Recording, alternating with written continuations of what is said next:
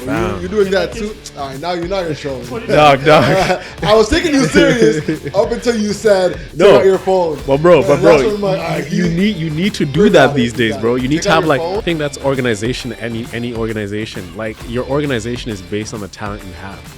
All right, so what else are we leaving in 2023 when it comes to podcast conversations? Yo, we're leaving the conversation about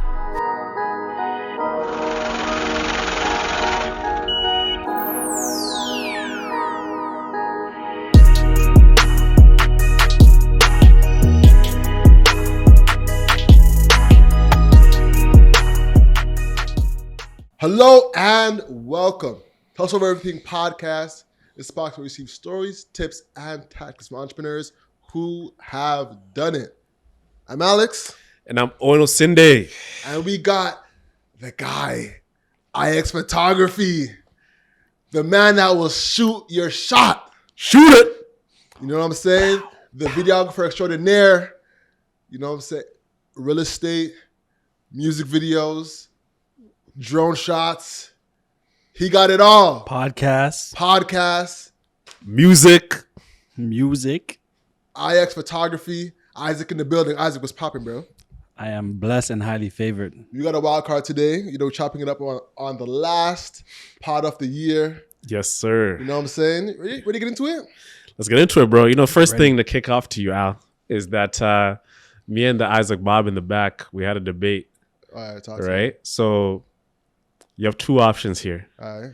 I can give you $100,000 Okay. liquid Okay. right now, wire to yourself, to your account, boom, you get it. Or you can flip a coin, and on one side of the coin, you can get $10 million. Mm-hmm. If you flip the other side of the coin, you get nothing. No 100K, no $0. The way you came in is the way you left. What are you doing? 100K easy. Why are you taking the 100K? Because I'm not risking for 10 versus flipping for 10 million. Either or, you're net positive if you have the 100K. So I'm not risking it and having nothing when I could easily walk away with 100K. Wipe off all the... But wouldn't you say you have a 50-50 chance of winning 10 million? Yeah. 50-50, bro. But I 10. have a 100% chance of getting the 100K. The It's very simple. So the what 100. would you do with that 100K? I would... Great question, Isaac. Great question. What I do with 10 million? I would... No. What would you do with 100K? 100K. I know. So the reason why I'm saying what I do with 10 million is because it's basically the same thing. I'll pay off all my debts. It's not the same thing at all. 100K and 10 million. And Totally different. I'll get to it in my point, but tell me what you would do with the 100K. Yeah. What would you No do? problem. Yeah. So first things first, I'm investing that 100K. What I'm doing is paying off any debts that I have left, and then I'm using that to buy a property in a good location that I know is a proper investment with my money. That's what I'm doing with my 100K, and then I'll probably reinvest that into my businesses. Simple and plain. I know. And what would you do in that situation? And Maybe some in that's stocks too. Go ahead. before I give my answer. ETFs. So are we gonna go around the horn and then Yeah. depict each person's Yeah, Okay. that's what we'll do, yeah. Simply put, when I look at the magnitude of having $10 million and $100,000 right now, 100,000 would take care of a lot of my problems, but the upside of having $10 million, that is life-changing generational money for me and my future family. I believe I can acquire $100,000 if I really wanted to. You can acquire it liquid. It's not that hard to do. I've grossed it, but I've never held it liquid at any point in my life so far.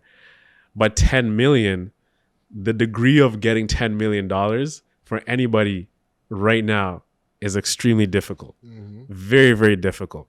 Unless you've been working, business, investments, everything hits, and you hold $10 million liquid. Even the guys who are millionaires, they don't have $10 million liquid. It's very rare. Like you're in rarefied air. So if I have the opportunity, I'm flipping that coin, a 50-50 chance to get 10 million, and I'll play it. What about you, Isaac? Yeah, Owen kind of switched his answer from our original convo, but I feel like that's all due to me. Yeah?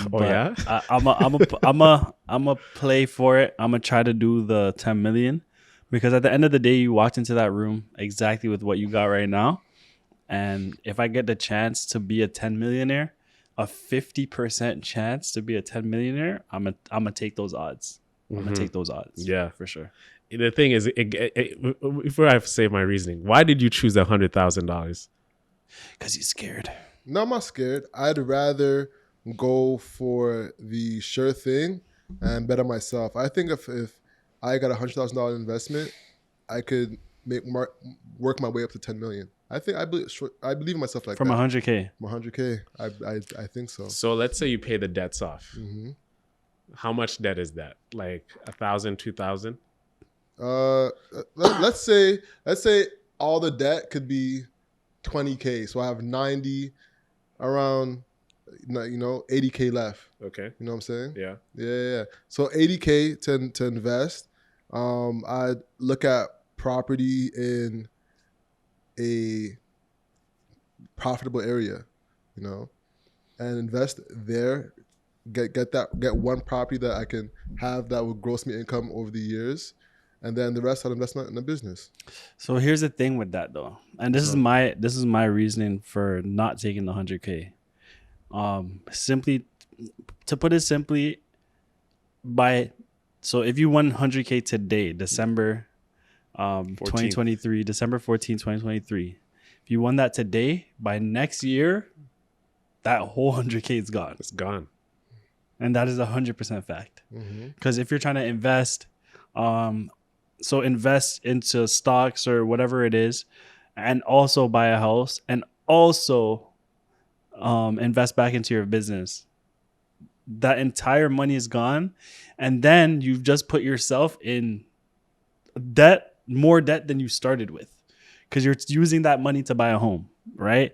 And of course you can go and get somebody to rent your house and pay the mortgage, all that good stuff. But either way, you're putting yourself in more debt than you started with. That's the main reason why I wouldn't take that 100K, because I know that 100K is not going to really do anything. 10 million now. Bro. 10 If million. you get it. If you get it. you But get either it. way, it's a 50-50 chance, bro. That's a very, very high chance. We watch sports.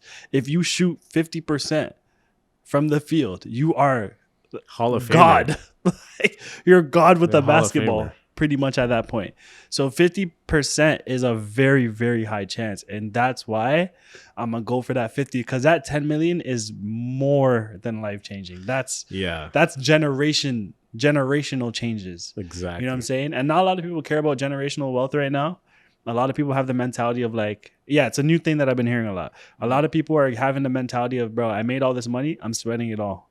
Like Shaq kind of has that same mentality. He talks about that a bit. Like, he'll help where he got to help, but he will spend his money. He goes out there and he sees somebody in Food Basics. Yo, 5 bands right here. Yo, what are you buying right now? All right, I got you. Like, he'll spend the money. He said, yo, his kids, this is my money. You got to go out and make your own. He tells his kids, it's like, oh yeah, we're rich. It's like, you're not rich. I'm rich. You know what I'm saying? Yeah. So like a lot of people are moving away from that generational wealth where it's like, everything I have is my kids. Like, no, I'm gonna leave something for you so you're good, of course. Mhm. Yeah, but yeah. you got to go out and work hard. So that $10 million that's different. So I'm gonna just roll it. If I leave with nothing, that's fine. I walked in there how I am. I'm gonna be pissed that I didn't take the 100K. Yes, you 100% if I didn't win the 10. But if you flip that coin and you get that 10 mil, Yes. it's over. And bro, if you get the property though, the cash flow that you'll get from the property will never get to 10 million. Never. That's true. Depending if like at a down payment, and let's say if you get like an amortization of a 25-year loan, right? It will never really gross $10 million. For sure. Listen, y'all ain't convincing me. You're stuck on that. You're stuck on the I'm not 100K. changing. I'm stuck on the 100. I'm standing 10 toes down. I'm Standing on business. I'm standing on business. You know what I'm saying? 100%. I'm sticking with that 100K, and y'all can flip that coin, and one of y'all is gonna be hella mad, like, God damn it! And I'll be out here like, yo, wanna come to the crib? Hell yeah. Pull up. let me show you my property real quick. This is where it gets Or kicking interesting though. yourself. Is like if you bump up the stakes to between 500,000 to $1 million, that that little cushion right there, then I'm taking the money. Because the 500,000, like that is a good launching pad to start off with. Yeah. Right. So I'll take that for sure. But I think 100K, it's so insignificant compared to 10 million that like I can just bust my ass all year, do overtime, just do Uber everything, and like get like a little basement, little cot, and just like stack up. Right? It's you can do it. But to get a 500K liquid, that takes like a lot of saving, a lot of investing to hold that. To some people, average Canadian, that is halfway through retirement. That's how you get that through like working a lot. Like you get your TSFA, you get your pension and everything. You land in the 500,000 plus your spouse's other income. You both retire with at least $1.5 million as you're getting 65 to 70 years old. So I'm rolling my chances of taking the $10 million. And y'all gonna be hella mad. Like, God dang it. And like, yo, I was looking good, man. That has no faith in the coin flip, bro. You know? So that's kind of how I look at it, keeping it to myself, versus risking it on the Jay-Z dinner. I feel like this has the same kind of sentiment of the Jay-Z dinner. Will you take 500,000 or I'm taking the 500,000, bro. Dinner with Jay-Z. Jay-Z One Jay-Z, bro. He said to take the 500K. Yeah. You know what I'm saying? He said all the keys are already in his albums, bro. Just Go take the take money. some money and go take the 500K, buy all his albums, and then you got the It'll keys. be good. That's Right a there. fact. And the knowledge is free in libraries too. We gotta leave that conversation in 2023. Facts. All right, so what else are we leaving in 2023 when it comes to podcast conversations? Yo, we're leaving the conversation about high value. Like, I'm sick and tired of discussing what is a high value man. I think us dudes, like, we gotta, or women, like, what is a high value guy? RIP to Kevin Samuels, who put this, is it the Godfather? He's the Godfather. Podfather's Joe Budden.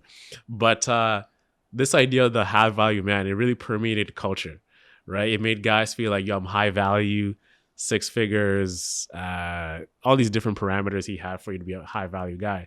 So now guys, they think as soon as they hit these parameters that Kevin said that they're high value, right? But high value is like very subjective. Like morally, you could be high value, financially, you could be high value. It depends who's looking at you to determine who's high value. But it just became like a negative thing, right? It just determined, oh yeah, he's a high value guy, he's a high value woman. And it just became very toxic. So I want to leave that behind. What you, Isaac? I want to leave the sassy man talks in 2023. Sassy man era. And to go along with that, the men who pander to women because, like, not the men who pander in trying to keep the male audience, like keep the level of respect to women. Not those guys. The guys who pander to women simply to get women, to get girls. Like, bro, when you're with the mandem, the way you talk, the way you move is nothing like when you get behind that mic. You want to defend everything that the girls do and all that. But when you're with the mandem, you're talking reckless. You're talking reckless, hoes, bitches, everything. Whatever it is. You're doing all of that. But on the pod, you want to say, oh, this, that, woman, this. Like, no, let's leave that behind.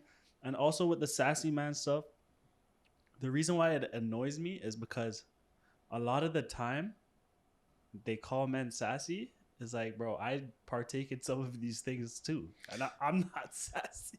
You remember, the Parag on TikTok. He's the one who started the sassy man, the Indian guy. It's the way you act. Exactly, it's the way you act. He's like, hey, I might like your story, yo, but you know what? It's just because of the way you act, right? So you started this whole. Congrats to you, bro. Like, you deserve all this success. The guy got brand deals now with Bumble. He's on CP24. He's doing a lot of big things. You know what I'm saying? Moves. So big up to Parag, bro. Leave that sassy stuff in 2020. But sassy man, bro. A lot of guys now like being chased. But yo, honestly, and this is before this whole culture of like this, of the conversation around how men really feel about their relationship with women. Because before it would just be men are dogs, men get a lot of women, or men chase women. Like, it was only a few conversations. Yeah. But now that people are diving deeper into how men really feel, like before this, I've always felt like I loved when a woman approached me. I loved it because it gave me the opportunity to know I can put in work now. It's not a guessing game. I know you've showed me enough. You know you can energy invest. that I know I can do the things that Word, you bro. would like me to do as well. Because again, nowadays, and not to take this into a dark place, but nowadays, all the sexual assault and all that stuff that's going on, it's all from things that happened in the past. It's very rare that women are coming out right away. Like yesterday, this happened to me. It's like 10 years later. So it's like I don't want to be the person that made a mistake back in the day, not knowing that this girl wasn't comfortable with me talking to her, or touching her, or kissing her. And 10 years later, it's like she didn't feel right about it. I heard a conversation about I think they're having on the JBP actually, and they're talking about like how there could be there could be the one situation, but both people leave with a different thought in their head. And they're talking about the Jamie Foxx situation, where the girl comes out and says like, he did this and that to me and I wasn't comfortable with it. And I think that situation could be facts, and it could be a situation where it's like Jamie was completely fine with what happened. He thought he had a good night. But when the girl left and went home, she thought like, you know what? I don't know if I was really comfortable with that. Word. And that's correct on her. Yeah. So I don't want to fall in that position where it's like I do something to somebody and they feel a way later because there wasn't consent. It wasn't reciprocated energy and I had no idea. So with that whole like woman chasing, I love that. Chase me. Tell me that you want me. Tell me I'm So handsome. so that I know, okay, boom. All right, now I'm gonna put in my work. I'm gonna spit the game. I'm gonna do whatever I have to do. Exactly. Yeah. Like chase you as in like past initial. For me personally, once you get past the initial greeting, that's when I'm like, all right, let me take over. But like to chase you like aggressively, No, not aggressive. Just tell me. Okay. Give me the consent or the signal to pursue you. Exactly. Yeah. Right? I rock with that. Yo, I agree. And we'll come off of this, but I was playing. It was my boy's birthday the other day. Yeah. And he brought out this game called Convo and Chill.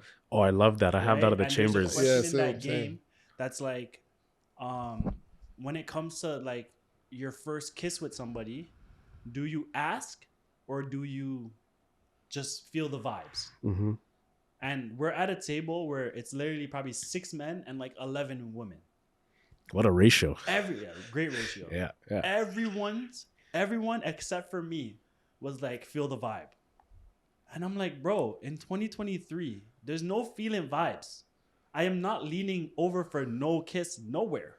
I'm asking. And honestly, before this whole thing with the sexual assault, the whole Me Too movement, I always asked. Always. And it was never awkward.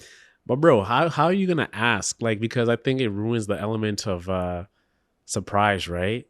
Because in a romantic setting, like, bro, surprises aren't allowed. I hear you, but there are moments where you're with your girl or the girl that you're with for that time that you're together, and all the signs, if you could think of all the signs of the world, are right there. Yes. And on a conviction scale of a 1 to 10, with 10 being like, I am certain that she wants me to kiss her. It's like a duh thing. It's like, I am doing it. It's not a duh thing no more. She's looking at your mouth. She's looking at your eyes.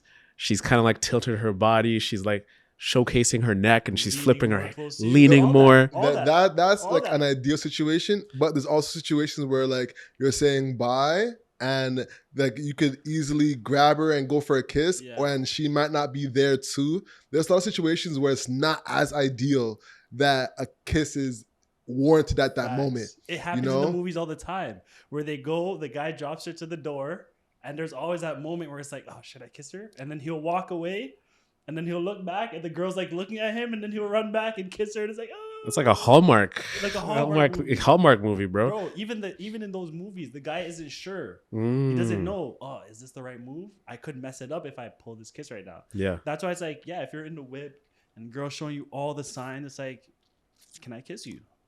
So you ask.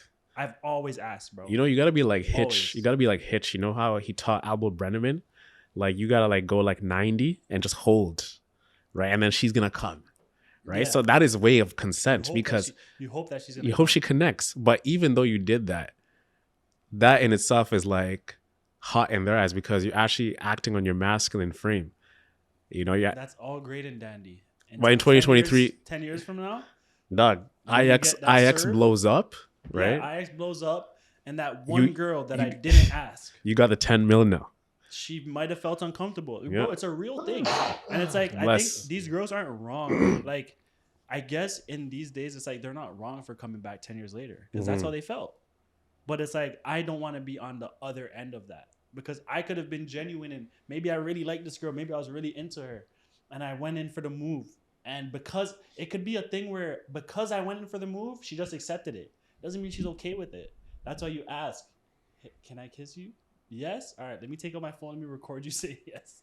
Yes. Oh, you're doing that too? All right, now you're trolling. Dog. I was taking you serious up until you said take out your phone. Well, bro, And that's when I'm like, all right, you need to do that these days, bro. You need Take to out have your like phone? Nowadays, you gotta take out your phone, record that. you even gotta record the conversation Stop on the it. low. Stop You gotta it. have the thing rolling and like record the conversation. Stop it right Bro, you now. need evidence. Stop it right No, you now. do. None of y'all is doing that. Feds are always Like, watching. if you're a celebrity, Feds are watching. and you're getting a girl to come back home, you might have to sign an NDA with the video, so everything's all cool. But in the heat of the moment, ain't nobody taking out their phone and recording saying, "Hey, can I kiss you?" Bro, Fam. kiss In your 2024, superstar guys, podcast career goodbye. Men in 2024, take your phone out and record. Ask them, can I kiss you on Can I kiss you? Yes or no? Boom, you have it on camera. You're set. You're good. Yeah, bro, it's a dangerous game to play, and you don't want to get caught up in feelings and a mood. So it's like, oh, let me do this, but she feels awkward. That's a real thing. These women, they're too scared. Like sometimes they're too scared to speak up and say, listen, I don't want to do this right now. They might feel like that pressure to even do it. You know what I'm saying? Because you guys are in the car. It's late nights. Like, this is clearly what we both came here for. Word. But she could have a change of mind. She could have a change of heart. And she's too scared to say it. So rather than saying it, she's just going to kiss you or do whatever with you to just ease the moment. And then when she goes inside, she's crying. She's sad. Like, that's a real thing. I'm trying to avoid that at all costs. But I have a girl, so I'm good. But I'm avoiding that at all costs. So we're leaving that back We're in. We're leaving. Bro, 2024 on consent. Everything. Bro, Consent everything. consent Can I and hold your recording hand? is crazy. Can I hug you? I've asked for kisses and stuff. You know, I've Everything. asked for kisses, but But you know, when you I'm ask for a not kiss, it could be beta. The alpha's kiss, bro. yeah. Beta milk. But nah, you know, when I've asked for it, it didn't come off as weird. You know what I'm saying? It didn't like That's what I'm pause. saying. It didn't pause the energy. It's not but weird. taking out the phone is definitely weird. Taking out the energy. phone is extra. It's extra. I'm being extra. You know what I'm Yes, saying? you are. I'm putting sauce I on appreciate for it. sure. You're potting. You're potting. I'm You're potting. potting. I'm potting. He's bringing out the ready to pod. theatrics. You know what I'm saying? For sure. And we have a whole menu that we're gonna get to. All right, let's get into it, Al. You ready? I'm ready. You ready? Let's go. All right. So let's talk about the top moments of the year For the show? for the show. Okay. All right. So for the show, I want to talk to y'all about the most streamed episode so far. Which y'all think is the most streamed episode of this year on audio overall? If you were to take a guess. I think the most streamed episode on audio might be I haven't checked recently, but of like all time. But I'd say maybe Shay, Finance for the Culture. Okay, that was a great episode. Shout out to Shay. Yeah. That was a good episode. What about you guys? What do you think? On audio audio only. only, I'm going to guess Matt Barnes. Incorrect. The most streamed audio episode was Tokes. Shout out Tokes Ayinle. Ayinla. Oh, but sheesh. Ayinla. My apologies, Tokes. You know, yeah, her episode got the most streams. Her audience came through, you know, and I was surprised. That was like the most engaged episode where we talked about how she got back from being in 30K worth of debt. So Wow, I'm shocked. That's I'm nice. shocked, but I'm not shocked. The black women always tend to Yo, hive behind each listen, other. black Like- women. Like, Yo. yo, if you look at the way Rennie's blowing up, bro, Yes. like black women just get behind any black girl and prop her Not any up. black girl. When they choose the black girl Mhm. and get information, It's a force. It's a force. it's a Like force. anything they do cannot be wrong. I wish black men did that.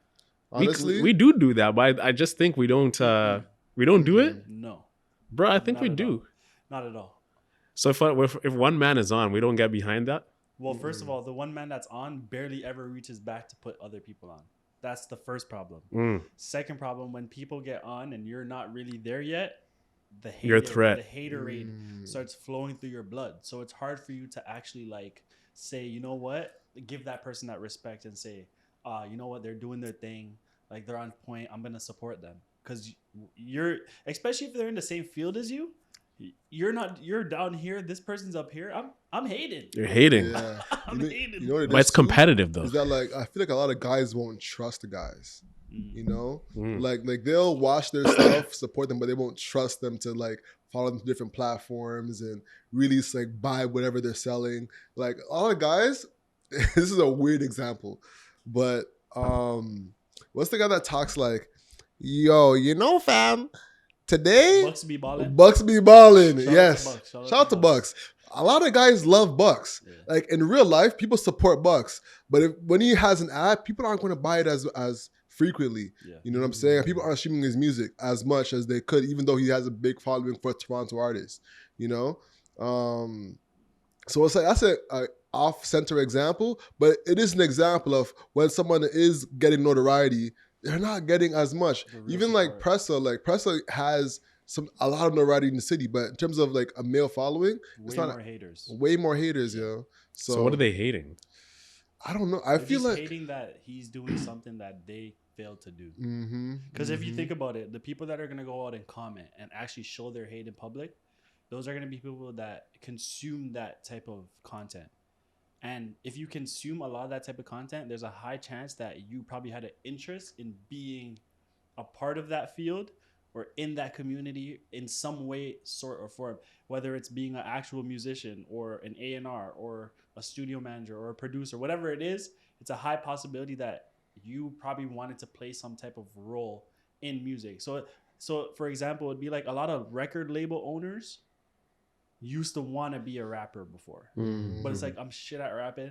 Let me just go sign some artists like QC and P. Like he just went on Lil Yachty's podcast and they were talking about it. And like P has songs, like pretty sure, I think they said he has a track with Gucci that obviously never came out, but he was pursuing music at one time and he realized this is not it. Let me go and be more behind the scenes and that type of stuff. So I think when it comes to haters, it's a lot of people that were trying to be in the field and they consume a lot of that content. And yeah, those are the people that they're not producers. They're consumers. They can't do nothing. They don't have the talent. They don't have the skill. Same thing as sports. What do athletes say all the time? The sports commentators are people who failed at the sport. They get into analytics. Yeah. They try to control the game, with like math and numbers. And I'm like, okay, bro, there is math and numbers, but there's skill, facts, which you need to perform. Exactly. So yeah, most definitely. All right, so that was the top podcast streamed. Exact top audio. Go watch podcast that streamed. episode, y'all. Fire episode. Yeah. Shout out to Toast. Let's put a little sample of that episode in right here. In the 1 year that I worked with them, prior to that, my highest hourly rate as a consultant was around $180 an hour. And in that 1 year, I've now been able to 1x it to about $1,000 an hour. So strategy. Yeah. 1x it, I mean 10x it. Moving right along, top video podcast.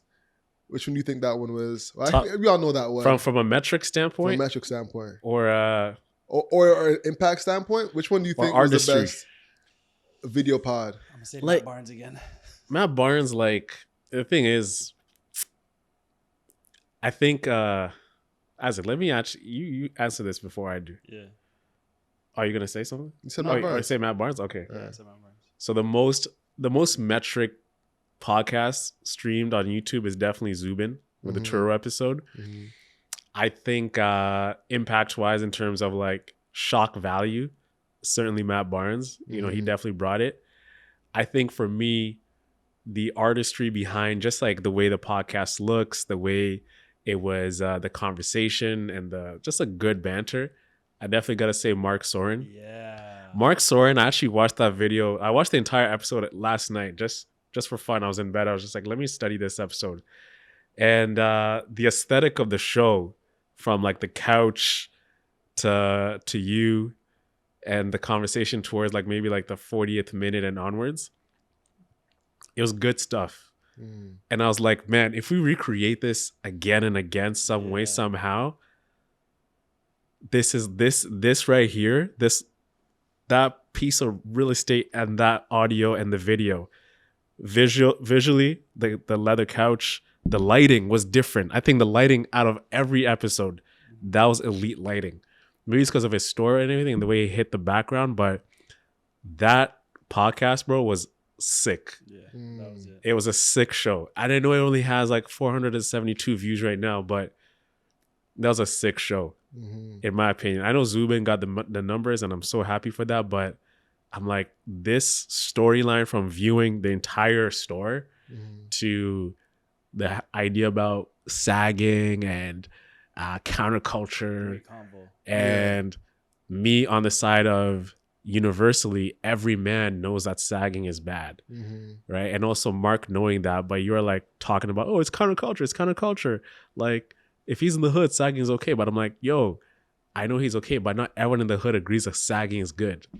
You know what I'm saying? So the dynamic of the conversation, the lighting, the space, the way we're seated too, mint. No, I think that was a good episode. I think the debate element of it made it a really good conversation because we were exploring something as men that doesn't really get talked about too often. Yeah. You know, so I think it was a great conversation, and I think it was a good educational experience too. Yeah. You know What's what I'm yours, saying? bro? I'm just gonna Especially pour with up in the your age eye, gap. man. Yeah, with the age gap. It Shout felt out to your rice intergenerational. sellers. Yeah, like where he's coming from, Yeah, and then yeah. what your point was in Yeah. that conversation Yeah. was great for debate. Yeah. You're speaking from a younger person who has only lived up to this of their life, and then you're talking to somebody else who's lived way past us, but also is in the field of fashion and how men are supposed to look, quote unquote. Quote unquote. Yeah. Yeah. There was a more layer deeper where it gets to the concept of what value is, you know? Yeah. And we didn't get to get that deep Yeah. because, thank you, sir. Appreciate you. If we had another hour, Yeah. Oh, no. Let's get there. Let's get there. Okay. You know? Yeah, if you had another hour to really like get into like the crux of the situation, been a and real debate. yeah, we could have because had that. I think if you guys approached it from that stance, which obviously you didn't know before, yeah, because you guys had a goal in what you want to speak about. Of course, the Kawhi thing, whatever it is, right? But if we knew before that you could approach it from that stance, that podcast could have been even better than it already was, because then we could have went into that knowing, okay, this is a generational gap.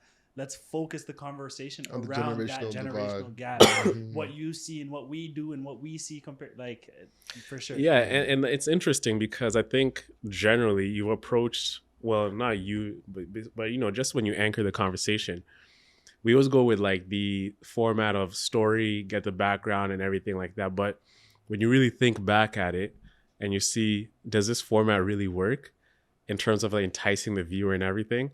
Well, like what's shock value for this episode, right? So for Shay, shock value right away might be the $200 dates, right? Should men pay first? Whoever asked the date out, Monday girl, talking about community and networking. Is it okay to swerve at a networking event and how to do it? Adds a lot of different, adds a different dynamic to the conversation. Then you get to the story at the end and say, how did you guys meet? Right? So now I'm invested to see how you're thinking, how you're viewing this, how you view it within your own business. And then, okay, let me learn about what got you into this. So I think I love that. the artistry of interviewing now is finding ways to bring the shock into something, not really blasphemous that, you know, the way I would personally do it, like try to get canceled or whatever. And maybe like that's just like learning, but things like that.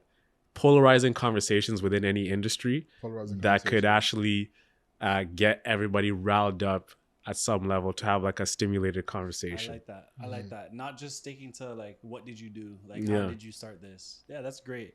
But let's have a polarizing conversation first to have the viewer and the fan interested. And then once they're interested in you because they maybe like your perspective or disagree with your perspective, okay, now let's talk about how you got into your business. I think that's a great way to approach conversation. And you know, I when I was podcasting with Chinelli yesterday, I learned that because I was talking to him like, man, how can I get Chinelli going? Because we're doing a year in review wrap. I'm like, okay, 2023, 2024. And I realized the thing that gets Chinelli going is, of course, if you talk to him about himself, but if you get deeper into the things that he disagrees with, in terms of, for example, like this, he was like, it's okay to be imperfectly perfect, right? So yes, I agree it's okay to be imperfectly perfect, but what about the guy who's like balding, 5'7", 5'6", chubby, stout? What about him is perfect? He can't do anything about that. So it got us really going, and it really challenged him to think about his whole idea of imperfectly perfect. And we ended up having a good conversation from minute 8 all the way to minute 30. So, you know, when Isaac was saying like, yo, we had great pods yesterday, because I picked up on that, and I'm like, let's dial in on that in the first 10 minutes. No, that's dope. Another thing we picked up on is proof in the first few minutes too. Yeah. Like with the Zubin, we had this scene where we shot all his cars. With Mark, we had the scene where we shot his store. So that showed the proof first, and then got into conversation. And that like really made the audience get entrenched into the experience of the content before we had the whole show. You know, so I think that's going to be a big change that we'll be implementing into 2024. 100%. So audience, please, you know, be ready for that one. Yeah, just more proving that these people are who they are. Who they are. Showing it for real. Like, it is a visual experience at the same time too. As much as people just listen to podcasts, it's like, it's a visual thing too. And you guys are talking to CEOs, like real life CEOs, owners of these companies. And like, we should be showing the people what these people are really doing. Like Randy Rodney pod. Like, to me, that's beautiful. We did a whole walkthrough. We see the entire space. Then we get to see, okay, who is the person behind the space? Like, that's definitely the way 2024 should look in terms of like this podcast. Yeah, it's like you agree with them, but let's talk about the reasons why people don't agree with, or maybe it's not popular to think like this. I'll give you an example, like Eva Wang, COO of Borrowell. She's so passionate about women in leadership.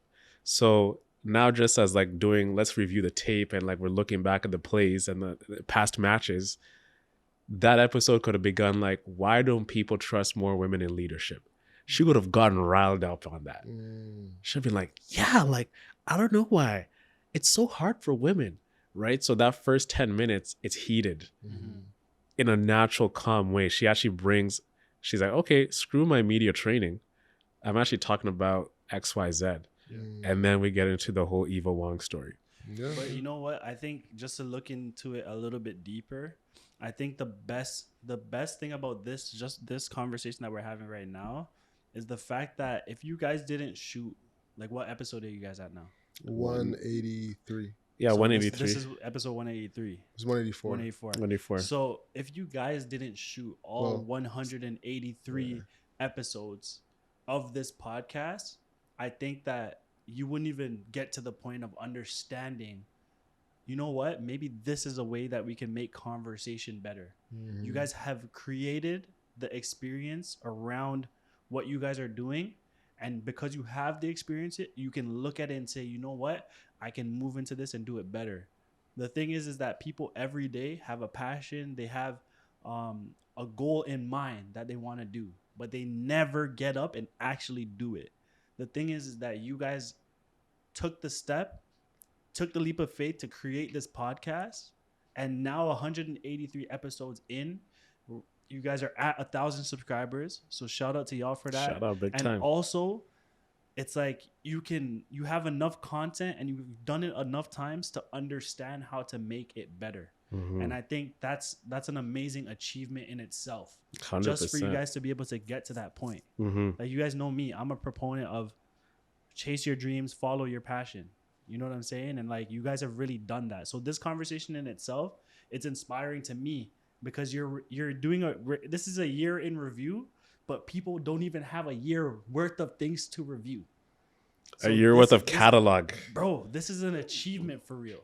You know what I'm saying? Like, to be able to look back at this podcast and say, oh, we could have did this better. We could have did this better. Next year, we're going to do this. Like, that's amazing in itself, man. Man. Toast to that, yeah. That's the key right there. Said. Shout out to Narai. Shout out to Narai. Shout out to Steve and Sharon. Shout out to Steve Byfield. And honestly, that's something to toast to as well. Steve has been our year-long sponsor.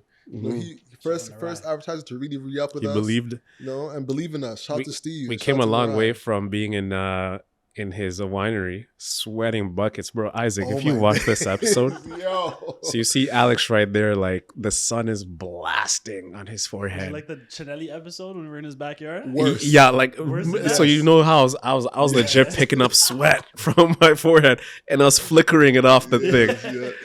This guy, I think he wore like a black shirt. Yeah, the Black Hustle over everything. Black merch. Hustle over Shout out everything to the shirt. Merch. Shop at And- merch shop. And then like we're chatting with Steve and everything, and I'm like, why isn't Alex talking? Right? Passing out in the corner. He's dying of heat exhaustion. That's what he's doing. I am dying, bro. So I'm trying to have a conversation with Steve, and I'm like, "Oh, don't you want to get in here? Like, don't you want to ask a question?" So when Alex is stumped, he's like, "So, tell me about." And as he's doing this, I can see his gears are turning. Like, what is he gonna ask? And that's when I know. I'm like, okay, I think he kind of clocked out a little bit because he was thinking about something else. Hot he was. How hot he was. Yo, you know, I was thinking, sweat was dripping down my back and it was touching my butt crack. It was crazy. It was so hot that day. Bro, boxes are It was drenched. insane. It was, And you wore pants too. I wore pants. Because you don't wear shorts. Yeah, I don't wear shorts now. You know, I got chicken legs. You know, especially hit the now gym. with this. Now you know what it is. I have like naturally tight calves. Like, You got Asian calves. I got Asian calves. I got Wow. I got Asian calves, bro. So how don't you know. have hops, bro? I do have hops. What's your vertical? I can touch the rim. For someone that's 5'10", like I can pretty much dunk.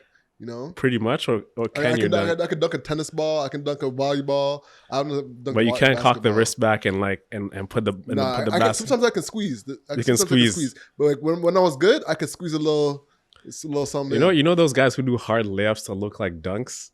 They jelly? they go hard and then they lay it the up and then they backboard. just like grab the rim really hard. It makes them look like they just crammed. They just punched on you. I'm like, you It didn't was a punch. layup. You didn't punch, bro. Nah. But yeah. What was your I mean, Isaac and I gave our views. Mhm. I mean, I said Matt Barnes and Mark Soren. He said Matt Barnes and etc. Yeah. What was yours? my top moment? Top video. My top video. Or what you thought the top video What you be. thought what the top video is? Because the metrics is the metrics. Metrics is the metrics. Zubin Batnagar takes that. You know what? I'm gonna give it to Isaac. I'm gonna say the Invest Durham that we just did. I was actually really proud of that. I put it to my mom, like, Mom, look at this. Ah! You know what I'm saying? So Isaac put his sauce on. Bro, the panning on the panning? intro, Word. that was elite. Word. Even my boy Diego hit me up on because I shared it on story. He's like, bro, I'm so proud to see how the progression of the production has been evolving from the start. And I was like, Mhm. big things. No, with me, bro, whenever and like the same thing happened with Mark because we did something like that with Mark Soren too. No, we did like a little intro. We did a right? little intro. We Yeah, were like yeah. looking at his Yeah. change room and stuff. Yeah, like whenever we go into that type of situation, I'm automatically inspired to just like Do your best work. not even necessarily my best. I always try to put my best foot forward, but the inspiration comes to just add something in. You know what I'm saying? Like when we were doing the Randy Rodney pod, like I'm looking and I'm just like, I'm looking back. I'm like, I could do a little pan here. Like I can put some sauce on. This doesn't have to just Listen. be a tripod Yeah. shot. Like let me put some sauce on this. You know what I'm saying? And like, I just felt the vibe and the place looks so good. Like although it wasn't completely finished, like the place is just done so well. Yeah, So I Shariga feel did her whenever thing. we're in that situation, we just gotta take advantage of it and just do the best we possibly can 100%, to bro. up that level of production. Because even if one person notices it, for me, that's all it takes. Yeah. Just one person to say, "Yo, I see the difference." That's all that matters. You know what I'm saying? Yeah, and that type of comment gets you gassed. Yeah. Yeah. Like yeah. I still think about every time I see Diego, like his little circle and stories, I think about, bro, this guy legit had the presence of mind to actually reach out and not just react with a fire emoji, but write a thoughtful comment like, hey, I'm happy to see the level of production that has Yeah. evolved Yeah. of the podcast. Mm-hmm. That is a testament of artistry. Most definitely.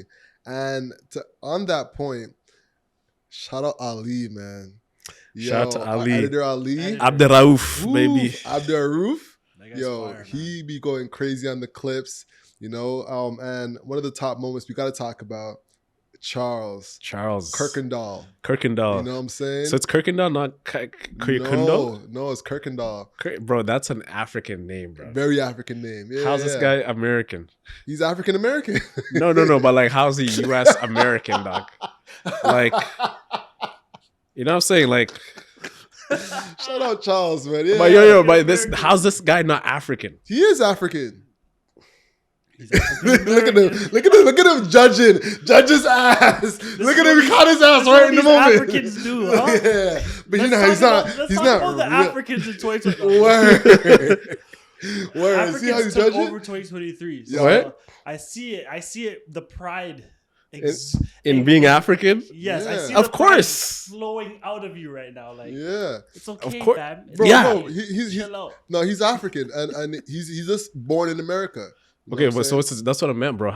What's his background? That's We that's didn't get information. there. We didn't get But he's there. African, though. He's African. Yeah, Okay, yeah, sick. Kirkendall. Yeah. That's how you So say his what was last What name? was your point with him? Oh, Ali. Ali. So yeah. So back to that.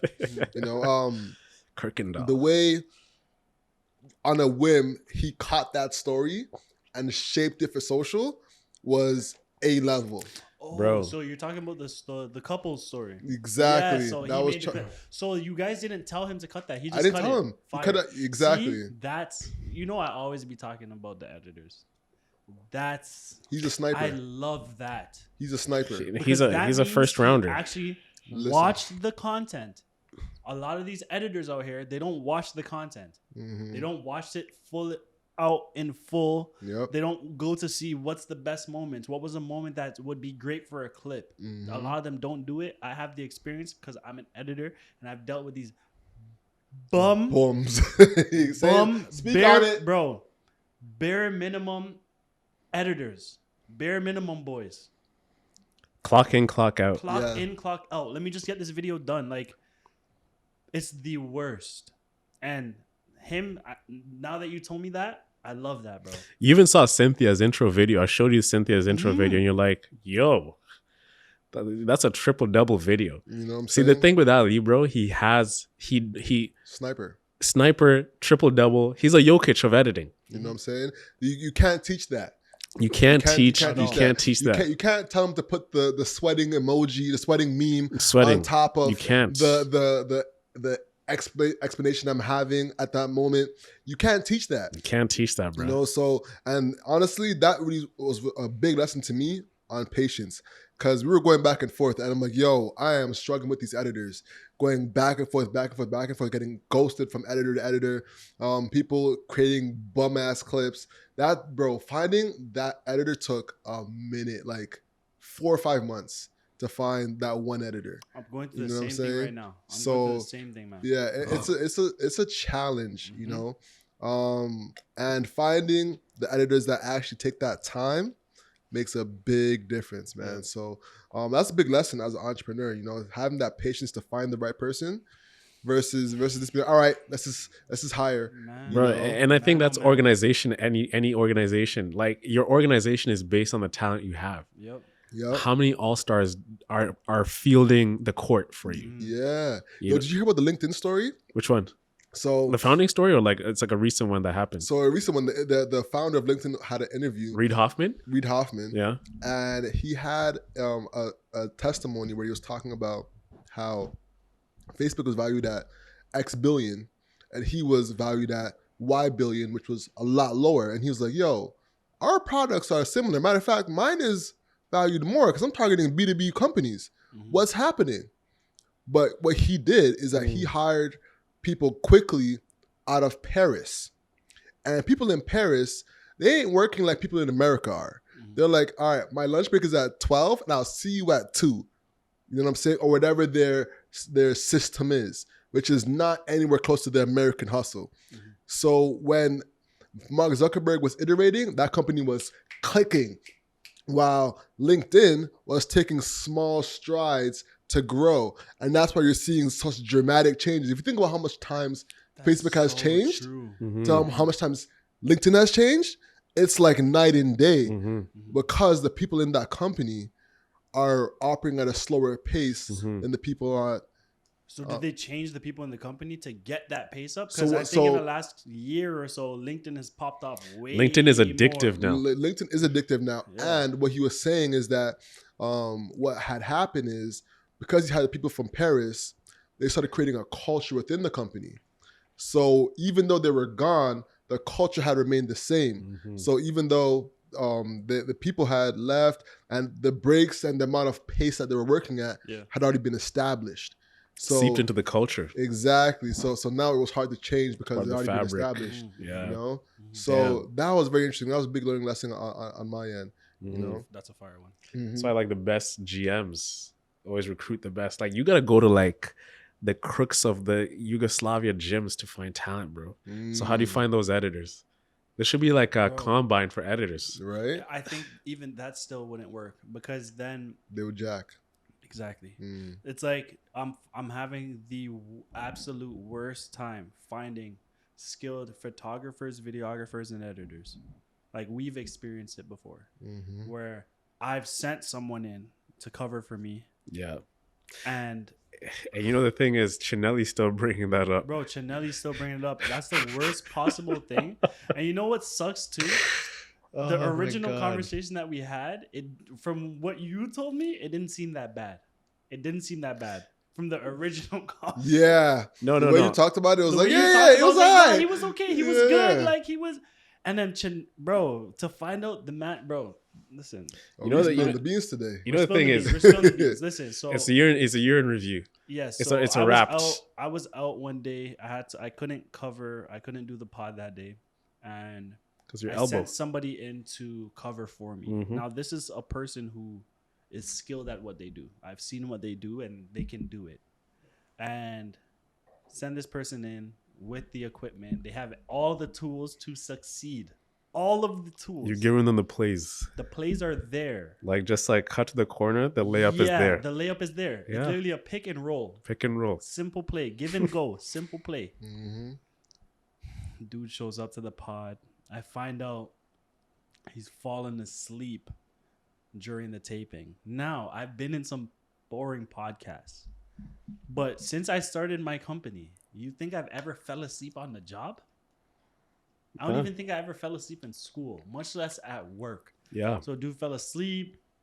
Then come to find out, the guest that was on that show was out of focus the entire And she's show. a big guest in the city. Out of focus the entire show. As a cameraman, how is your subject? Let it out out, of Isaac. focus? Let it out. You understand for me Yeah. how embarrassing that is? Because I'm vouching for you. I know your work and I see your work. I'm vouching to my clients who also have clients. Worst possible look ever. And for me as a videographer, photographer, I realize just because someone's been doing it for a while doesn't mean that they can do what you do. I'm lucky where I've gotten the opportunity to shoot music videos, podcasts, commercials, recaps, weddings. I've done it all. So I know how to approach every situation.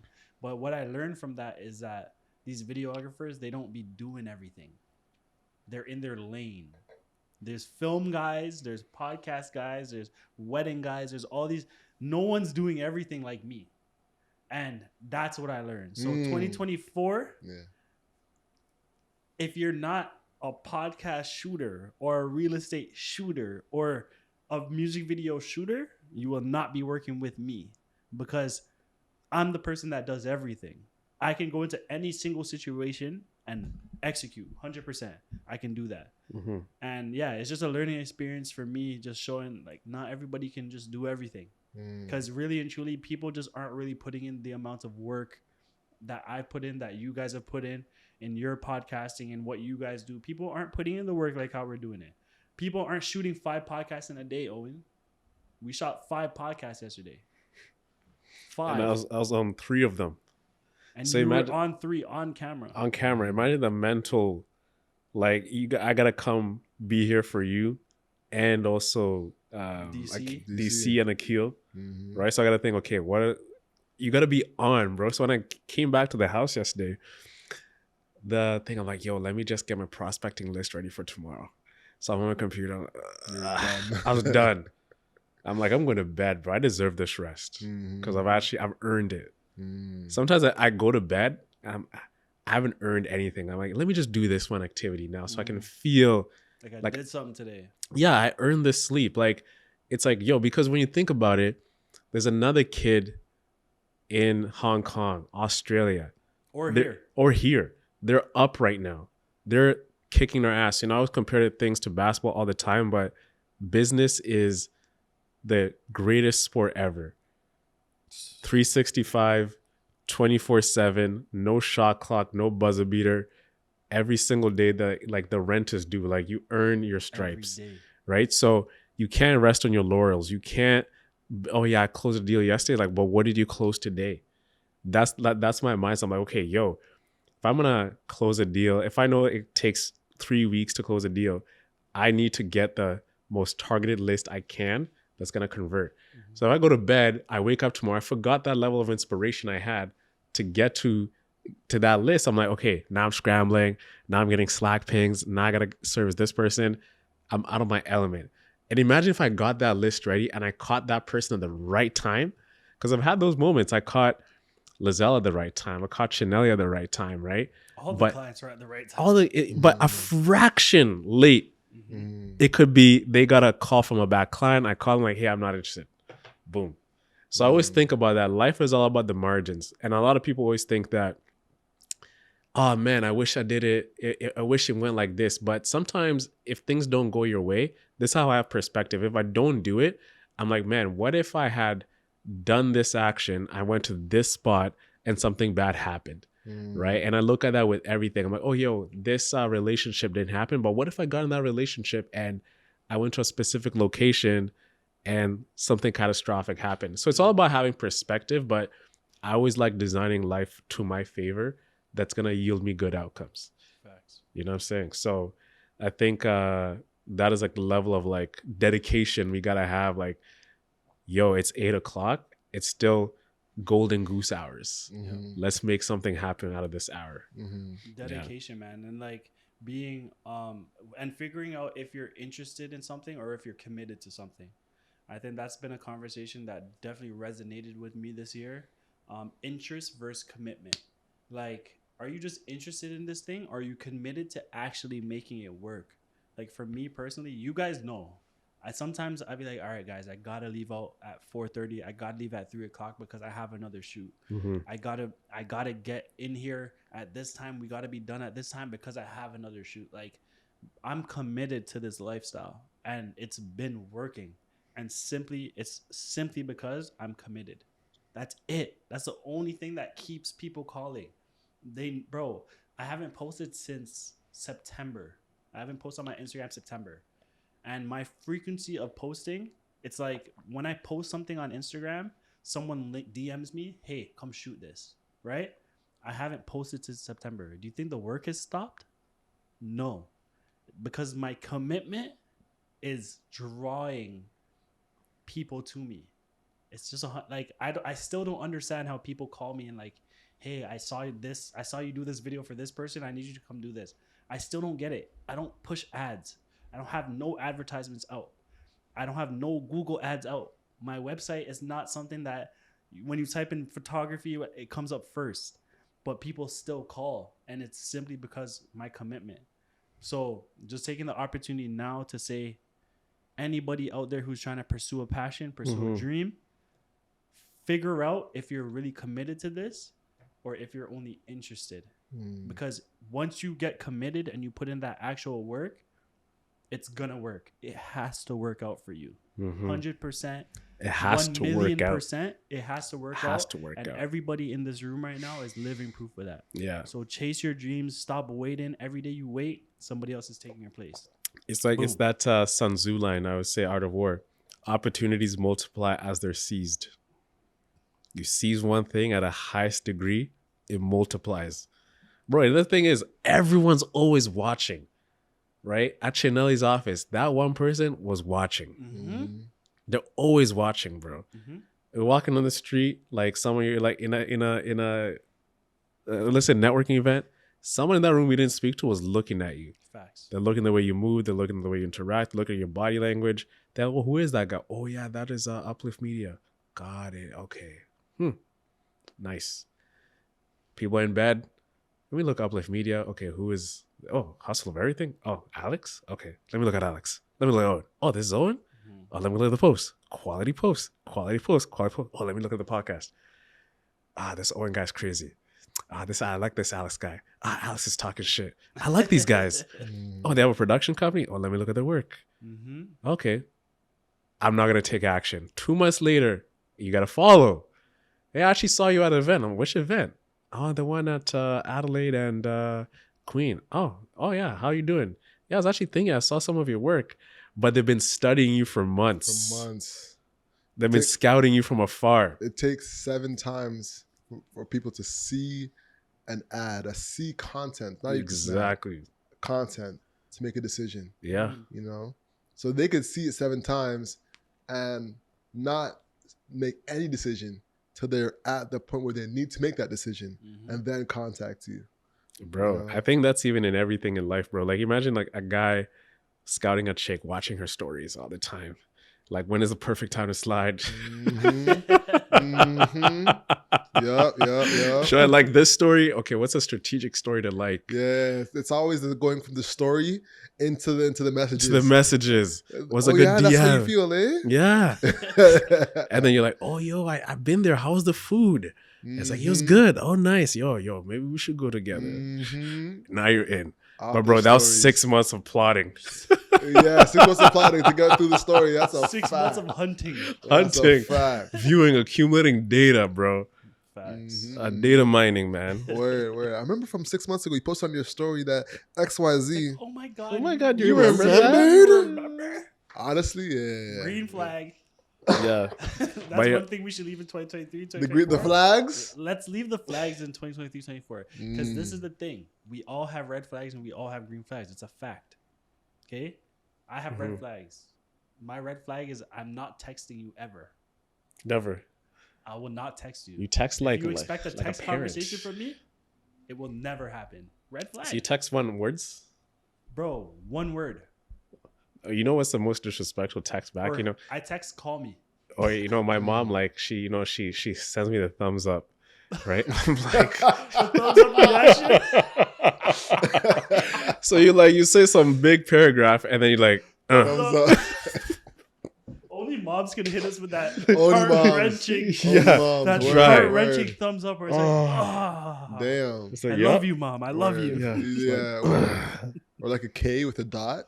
Yeah. They don't even period? understand how disrespectful the K is, 'Cause- but they still send it. K. I'm They like, don't understand how period. disrespectful the that's K so is. rude, bro. Very rude. Very rude. The K is grounds for me to never talk to you again. Yeah. If you K me, I promise you I'll never talk to you again. And if a girl gives you like a space period, you know you're in trouble. Oh, yeah, Space you're period. Space period. done. You're done. You're done. You don't know what space period? What does it look like optically? If you have sentence, space period. That means they're Oh, saying, got your ass. oh, yeah, that's 10 push-ups. That's baby. 10 push-ups, my guy. That's 10 push-ups. Look at it. You're still trying to get out of it. You're still trying to think of an excuse. You're caught.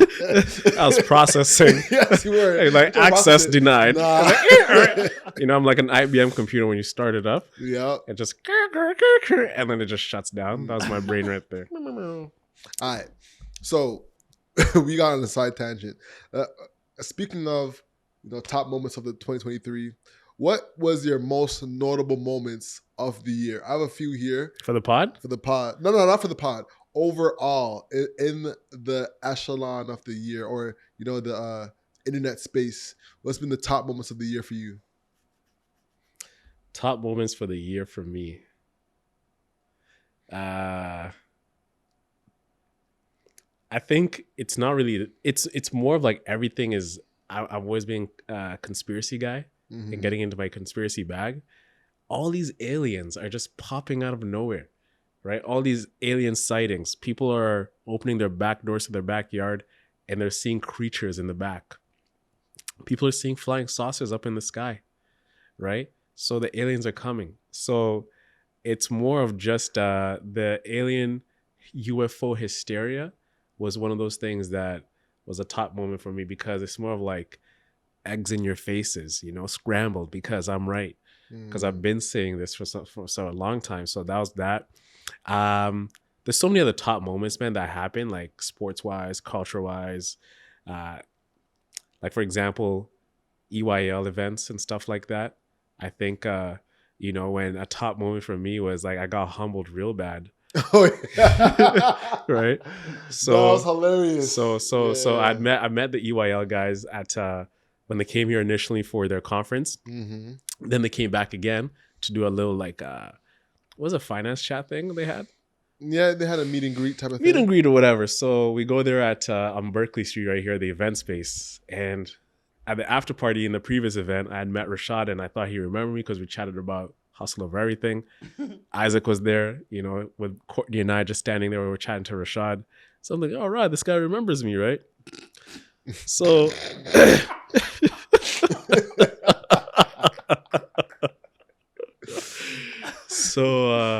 so August rolls around. They're back in the city doing their thing. And we're doing the thing outside. It was just I'm talking to the fans. And you're like, bro, we should actually make some content. I'm like, you know what, Al? That's a great idea. So we're like priming and timing to get these guys right. How are we going to corner them? How are we going to ask them questions? So we got our boy Kyle, got the cameras. We got the mics on our phones. Let's do it. So Rashad is walking. And it wasn't until you reminded me what he said, right? And I'm like, yo, Rashad. And then it's just like, he looks at me, doesn't say anything. I was like, yo, Rashad, it's me. He doesn't say anything. Yo, hustle over everything. He goes, thank you.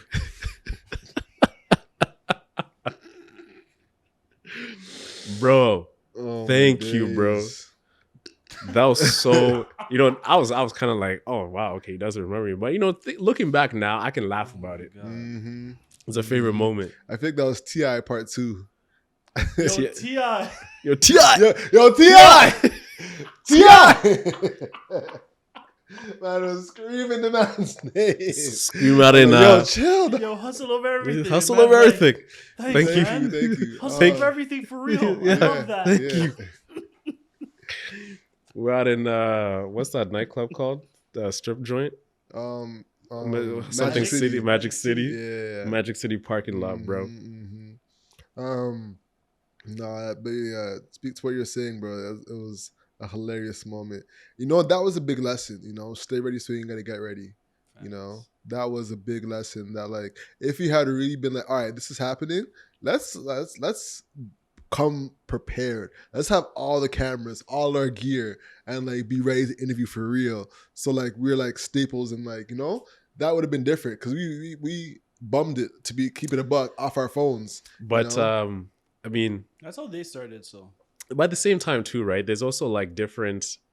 If we go there with the intention of mingling and having the intent of networking, yeah. So it's kind of like, okay, if every event with someone there, you gotta just be having some discretion on when to bring cameras and when not to bring cameras. Like when are you actually being there for being at the event, and when are you there to actually make content? Because although everything is content, not everything has to be content. But the content was favorable because actually we got some good content with specifically Troy, yeah, right? Yeah, 19, and Rashad also. Rashad was Rashad, right? Yeah. Troy was Troy. I think that was a lesson on being prepared, and I'd also say it's a lesson on creating the atmosphere for the interview. So I feel like if you had maybe spoken to Rashad a little bit more and give him like more context to who we are, it could have helped that little interview session that we had. Because with Troy, what made the difference is we had 180 episodes or 100 and whatever episodes, and he was like, oh. Y'all legit. All right, cool. Let me give y'all some sauce. Versus with Rashad, we didn't have that conversation, so kind of like he's like, who are these guys? You know what I'm saying? So kind of affected. Yeah, but I thought Rashad would remember my face, bro. To be honest with you, but he didn't. No, I'm sorry to break it to you. So sorry to break it to you. You know what I'm saying? And I warned you too. I warned you too. Like, he's not gonna remember you. He's not gonna remember you, bro. No yeah. I suffered that the hard way too. When I was blogging years ago, and I was like, oh yeah, what's going on, bro? Remember me from? Nah. Hell no. Nah. No. No. All right. I What about think you, Isaac? What was some of the top memories over the year? top memories over the year. First of all, just starting with you guys this year. I know I shot with you guys originally last year, but when you guys gave me that call, I didn't know that we'd be working this much together. Like me and owner just saying, it's like, bro, we see each other. It's like we're colleagues for real. Like, you know what I mean? Real. I'm like, Isaac, like I see your lunch. job. I see your lunch in the fridge, bro. You know, the way we see each other, and it's just a testament to both of us, like all of us, where it's like the more we see each other, that means the more money we're making for real. You know what I mean? Like, and that's just a fact. So if we started off seeing each other once a week, and then now it's like, all right, I'm seeing this guy every day. Seeing 3 times It's like midweek. Yeah, 3 times, middle of the week. You guys are the people that I'm working with a lot of the time. It's just a testament to how great this year has been. So for me, just in general, just starting with you guys for me is just going to be the most prominent point for me of the year. In terms of the podcast, I think the best time was when Marlon Palmer called me out because we were talking about, or I had said that to me, Lauryn Hill is not a legend. And Yeah, that was blasphemous. It's blasphemous, but it's just because I'm a hater. I think that she abandoned the game. You know, she still performs to this day, but just like she said the other day, she shows up late. We should all be, we're all lucky that she even pops up to these concerts. Like, yeah, guys, that's your legend. But that was a great moment. So she doesn't respect the game. That's to me, but that was a great moment because I wasn't expecting Marlon to really call me out. Like, he got kind of affected. Like, he got like heated. He was like, for a "Oh, what second. the hell?" And it's funny because he had an event. It was like a Vibes Cartel versus Movado event, and I saw him at the door, and I didn't say anything to him because I'm just not that type of guy. I don't. If I ever met you before, like, I'm not gonna come up to you like, "Hey, you remember me? Like, I shot that one podcast you were on." Like, that's weird to me. But he saw me and he noticed me, right? And he dapped me. Like, he looked at me, stretched out his hand, dapped me like, and then hops on stage and plays Lord, Bro, I feel like, and if he didn't do it in spite of me, then that's obviously just me, alcohol touching me thinking a little bit more. But I truly felt like he did that. Bro, he was so extra.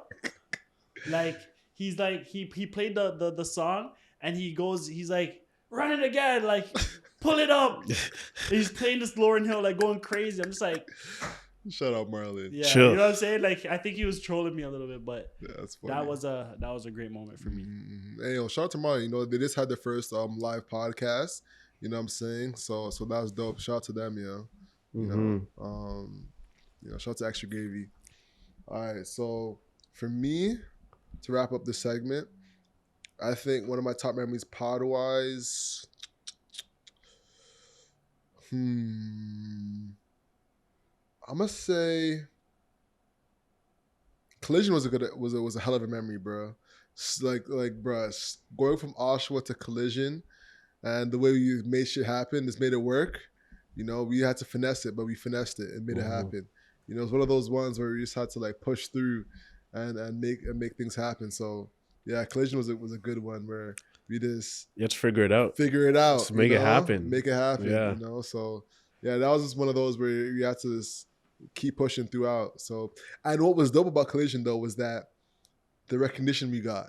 You know, like we were there and the people were like, "Yo, I see you from Hustle of Everything." People come dap you up and you're Word. like, wow, I'm famous.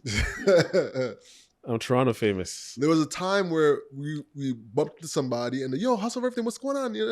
And then as we were bumping into them, another person came up and was like, yo, Hustle of Everything. So like, whoa, this is different. Yeah. You know? Yeah. So this year was the first year where we started getting recognized for. Even you got recognized at lunch. Right? Yep, at a restaurant. At a restaurant.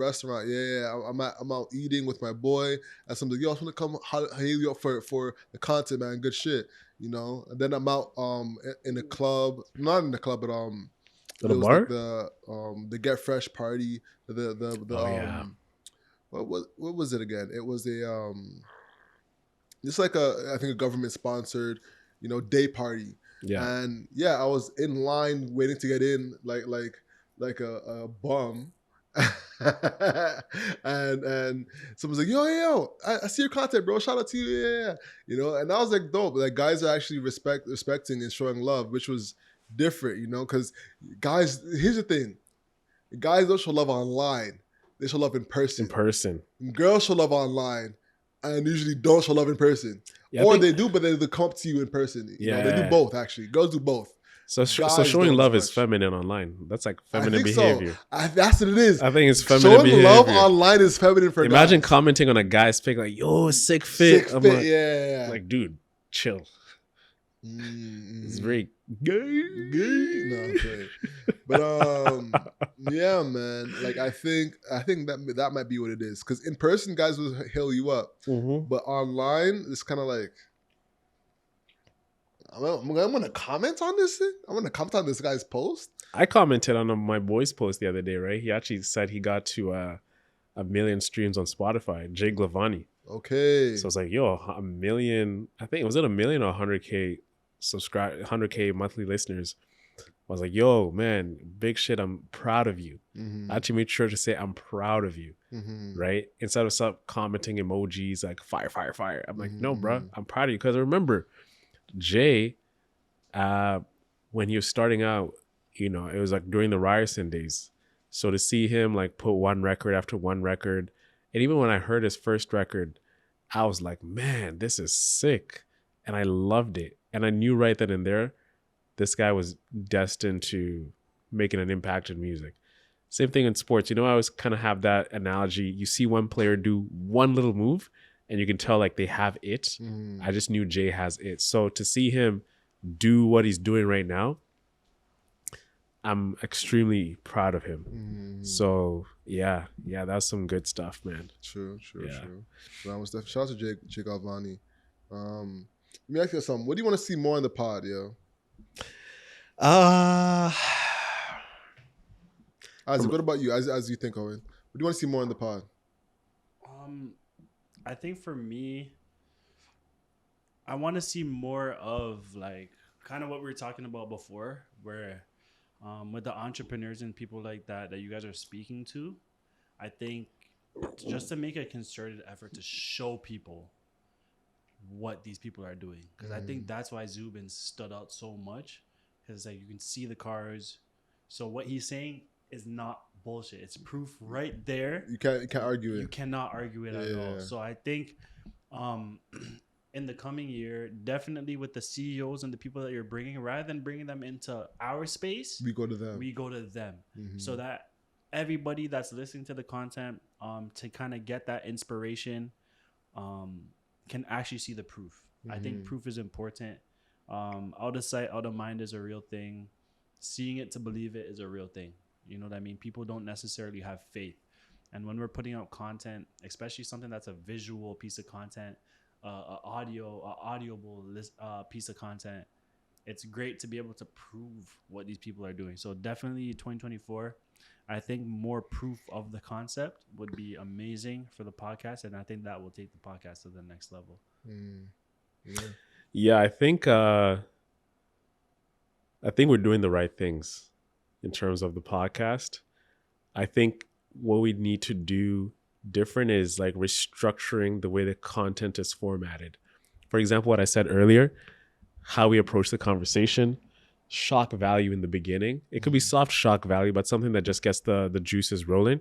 I think you try to do that with the icebreaker and everything, but something that gets the person actually talking about something that they care about. More clips, I think, as well too would help.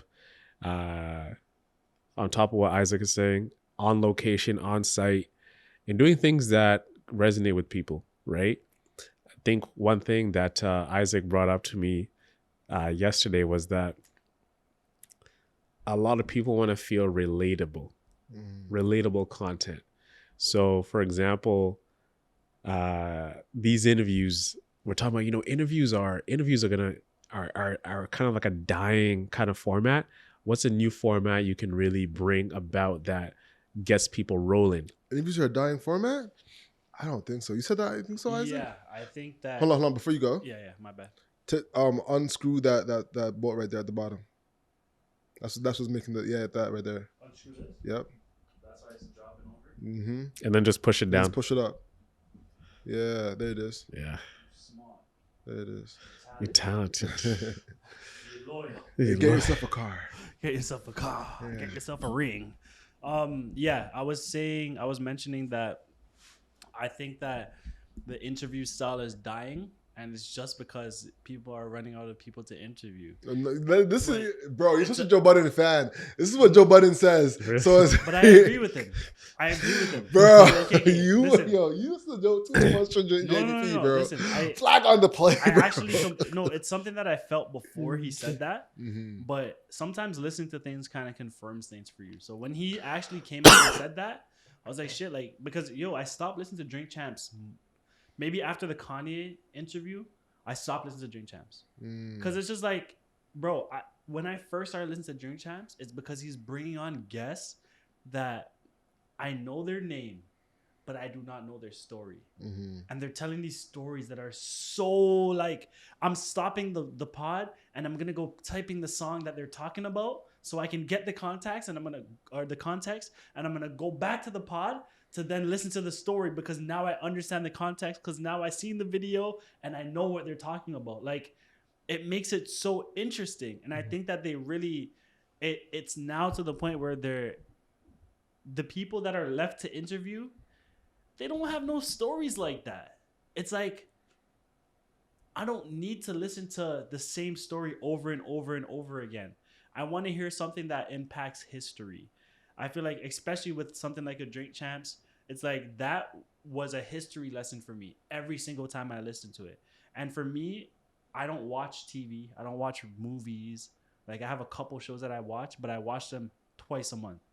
And the reason why is because I seek knowledge. I try as much as I possibly can where that everything that I'm taking in is giving me some sort of knowledge. The only thing that I listen to that's more free form is the JBP.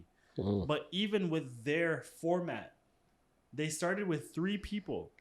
When those 3 people became uninterested, he turned it up to 6 people on a pod. And I realized the value in that to me is the fact that you can hear different perspectives around the room and you don't need a guest to entrench you in the conversation. Mm-hmm. You're just listening to 6 different perspectives and then it builds a convo. And I love that with JVP. I love that with Gil's Arena. There's a bunch of pods that have a bunch of people on it. And I love that concept of it because it's like I get to hear this. It's the same conversation, but all the different opinions about it. And even if 2 people agree, there's still going to be a little bit of a difference. So I do think that the interview format is dying because these people are running out of people to interview. Now in hustle over everything situation, it's different. I don't think that will ever die because what you guys are providing is knowledge for people who are looking to enter something that they have no idea about. So as long as you're bringing in people that can provide that knowledge, it's never going to die. But I think when it comes to interviewing celebrities, they've all already done so many podcasts. The blogs are already all over their lives. Like, what else do we need to know? And that's why I think the interview form of podcasts are dying. Yeah. Got you. No, you put that in a great way. The people that are going from 0 to 4, there's an infinite amount of people that can speak to them. But the celebrities that are at 10 and 9, there's a few select amount of people that are there. Mm-hmm. So it's hard to get them to speak for one. Mm-hmm. And when they do speak, there's already so much information around them. So it's like, what else do you have to say? It's redundant. What else do you have to offer? That's why people are going to Kai Cenat. Because it's not even an interview. You see, Nicki Minaj just went to Kai Cenat. That's not an interview.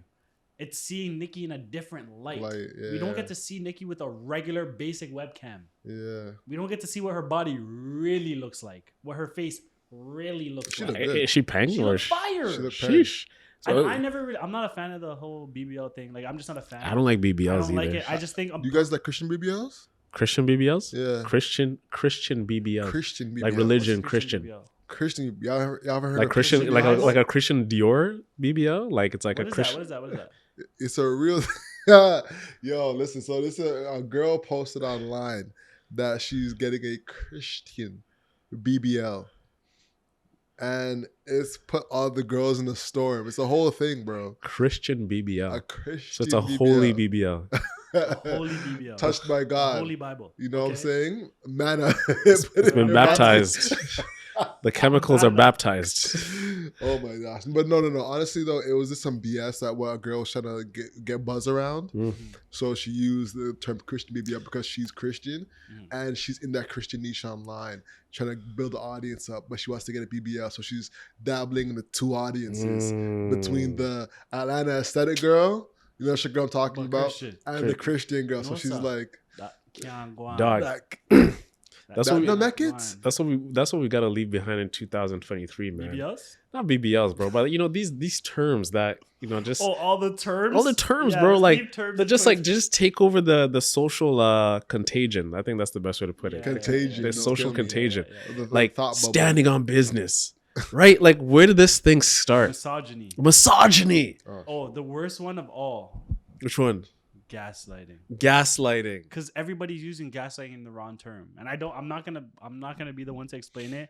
You go search up the definition of gaslighting and you'll understand that a lot of people that use the term are using it wrong. Yeah. Yeah, go do your own research. But yeah, let's leave the terms in 2023. Like cap. Sometimes I look at these I words. fought that so hard. I'm like, what do I you still mean? to this day, I don't think I've ever used that Cap. term. I like Me cap. either. I'm sorry, I like cap. Or, like or, that. or it's giving. It's Dog, gi- it's giving, bro. It's giving can It's die giving. today. It's giving, bro. It's Giving giving. sassy. Sassy. Yo. It's giving. What was that? Al, you even got caught yourself saying it's giving The because other of your day, ex-missus man. saying it's giving. Yeah, You bro. got caught up in that, bro? But the other day, It's coming out saying it's giving rain. Sad day. yeah, this guy's shitting on my whole story, bro. Damn. It's all good. You'll tell him. Yeah, Tell him. man. The other day, I was Alex boy, tell him. because I was around certain someone for a very long time. I walk outside and I look up and I'm like, it's giving rain, and I'm like, oh my god, Oh my god. oh, You shit should me you down. should gone back You in your said house that, and bro? locked I yourself said that to up. myself, and I was like, You should have went straight to church. Straight to church. You need some prayer. Cleanse after yourself. that one. Cleanse your know what I'm brain. saying? yourself, brother. I need Cleanse to I need to fast. Yeah. I You said know it's what I'm giving saying? But rain. it's giving rain, dog. It's giving rain. I'm like, Bro, what is who starts these terms, man? I don't know. Listen. It's TikTok. Standing on the business. gay It's TikTok. community, a lot of times, there's different communities. You know what it is? It's the internet thought bubble that this permeates through culture. It's disgusting. That's not going anywhere. I'm repulsed. Like we gotta leave these terms behind, bro. When can we get back to speaking proper English?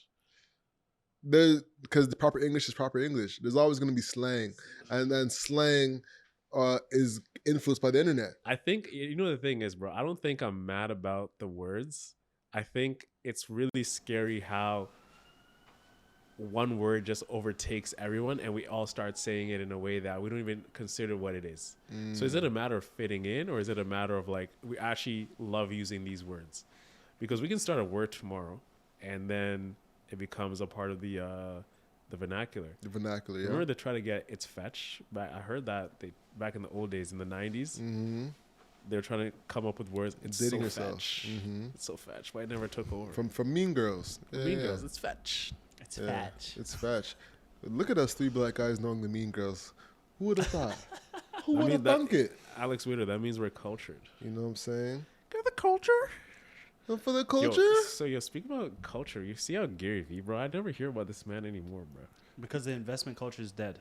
No, because he's moved on from black culture. He's moved on from black culture? Yeah. That's a bold statement, It's bro. even How worse did than what I he said. move on from black culture? Because I think, well, first off, I think black culture kind of got like hip to Gary Vee, but there's some people who mess with him. Like he was just on Wallow and Gilly's.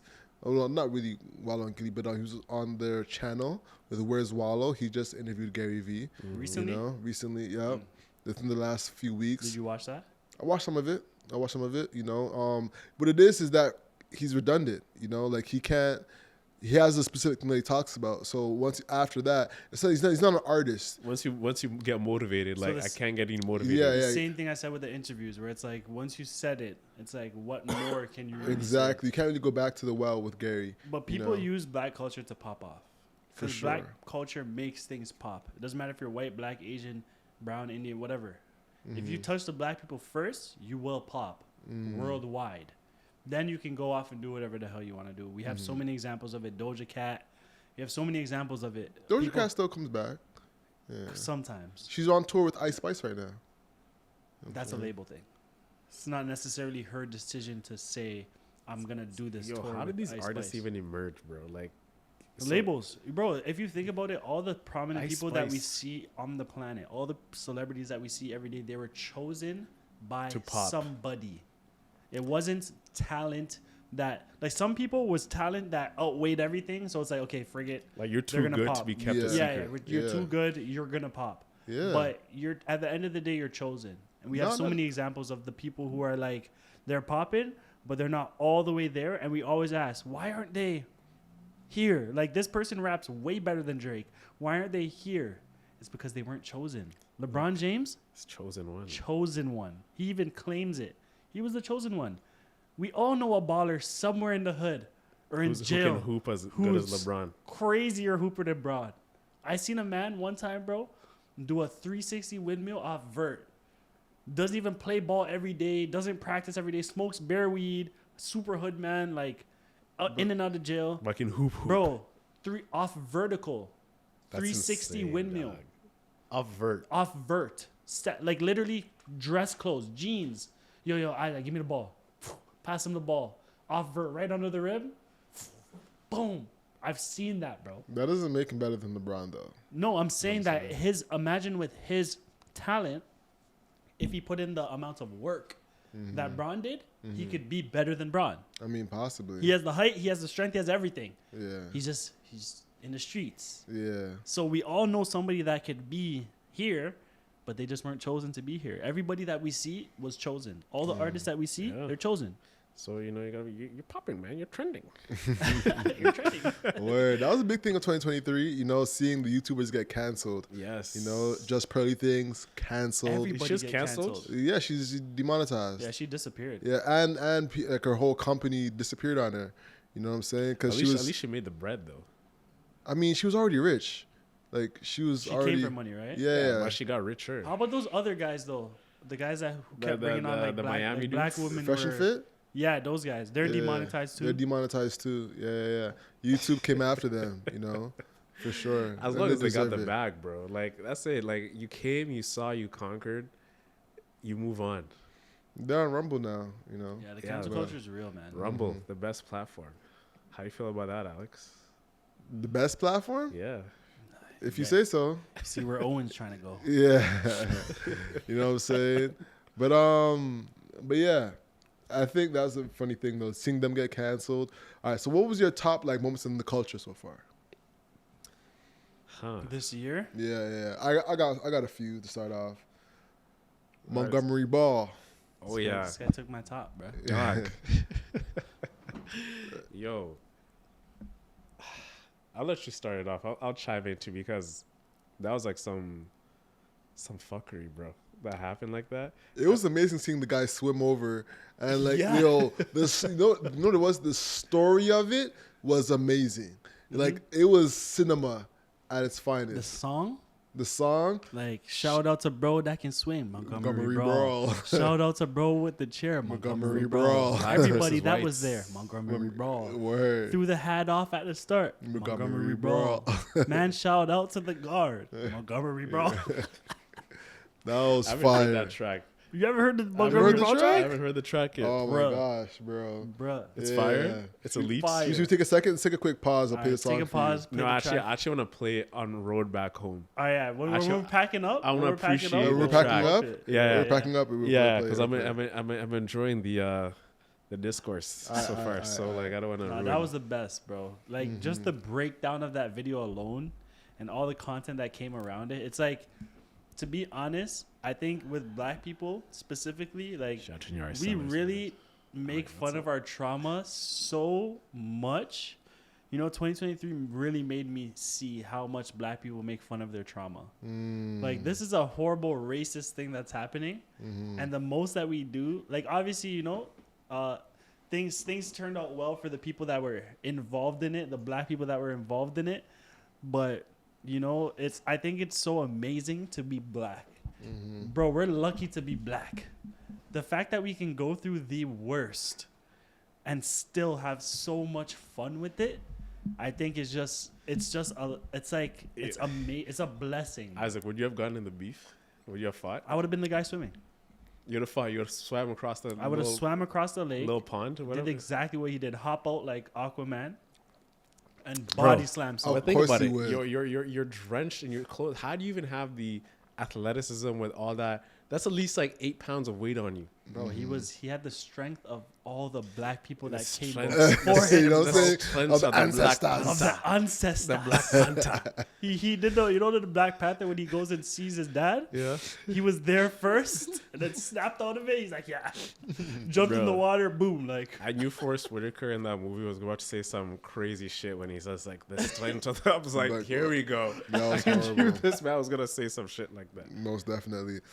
Honestly, I feel like I would have been the guys in the boat that like was the boat dogs. And they all came running. You would've scrapped? I would have been one of the guys in the group. I can see you You know? scrapping, bro. No, you know what it was? When I saw the man skipping, I'm like, that's me right there. I love a good skip to the fight, you know? That would have been me skipping. Dog, bro. shout out to that- the sure. security guard who Great. threw his hat, bro. Yeah. Like, he started the show. Like, he channeled the ancestors. He channeled black people. He The channeled man did the energy. Bobby Shmurda first. About a week ago. You know what I'm saying? About a week ago, dashed the hat. Both of their hats met somewhere in space. You know what I'm saying? Like, that was just Yup. a black history moment right there. You know Black what I mean? heritage moment. You feel me? That's a fact. That's a fact. All right. What are the moments you got, Al? Because I think you got a good list there going on. I like. Yes, indeed. We got Keith Lee. Oh yes, he's wreaking havoc. What's that? What's that energy you're showing? Honestly, man, I don't know if I rock with Keith Lee all the way. Why not? And I know it's not the popular opinion. I know everyone loves Keith Lee, but it's like, for me, bro, I really cook and I know how to cook for real. Like, I really could have been a chef, and to this day I make fire food. Y'all will see at my barbecue next year, but I think that you should know food to critique food. The same way athletes get upset at sports analysts because they've never played the game, I think that's the same way food critics and anybody who is a critique of something should be treated. Like, not to bring up the JBP again, but this guy's a rapper. He can critique music. He knows music. Regardless of what he did in his career. Pedigree. He has pedigree. He knows how to write. He knows how to make a song, so he can critique music. All the rappers out there that critique music, they have the right to do that. And Keith Lee, from my knowledge, he was an MMA fighter or doing some type of thing with MMA, and then he decided, you know what, I'm gonna do this food thing. Now, shout out to him for actually pursuing his dream. What he did is amazing, and that's what everybody should do. So the example of Keith Lee is great, but I do still think that he should have some type of knowledge about food to be the critique of it. Now, I can't say I don't like him though, because he does help out businesses. Like, he puts out a video, that lineup is across the street, out the door, around the block. Like, he really supports these businesses, so that part of it is great. But I just think that you should have some type of pedigree in what you're doing in order to critique it. That's my opinion. Well, I think, that's an interesting take, and I do agree with where you're coming from. Yeah.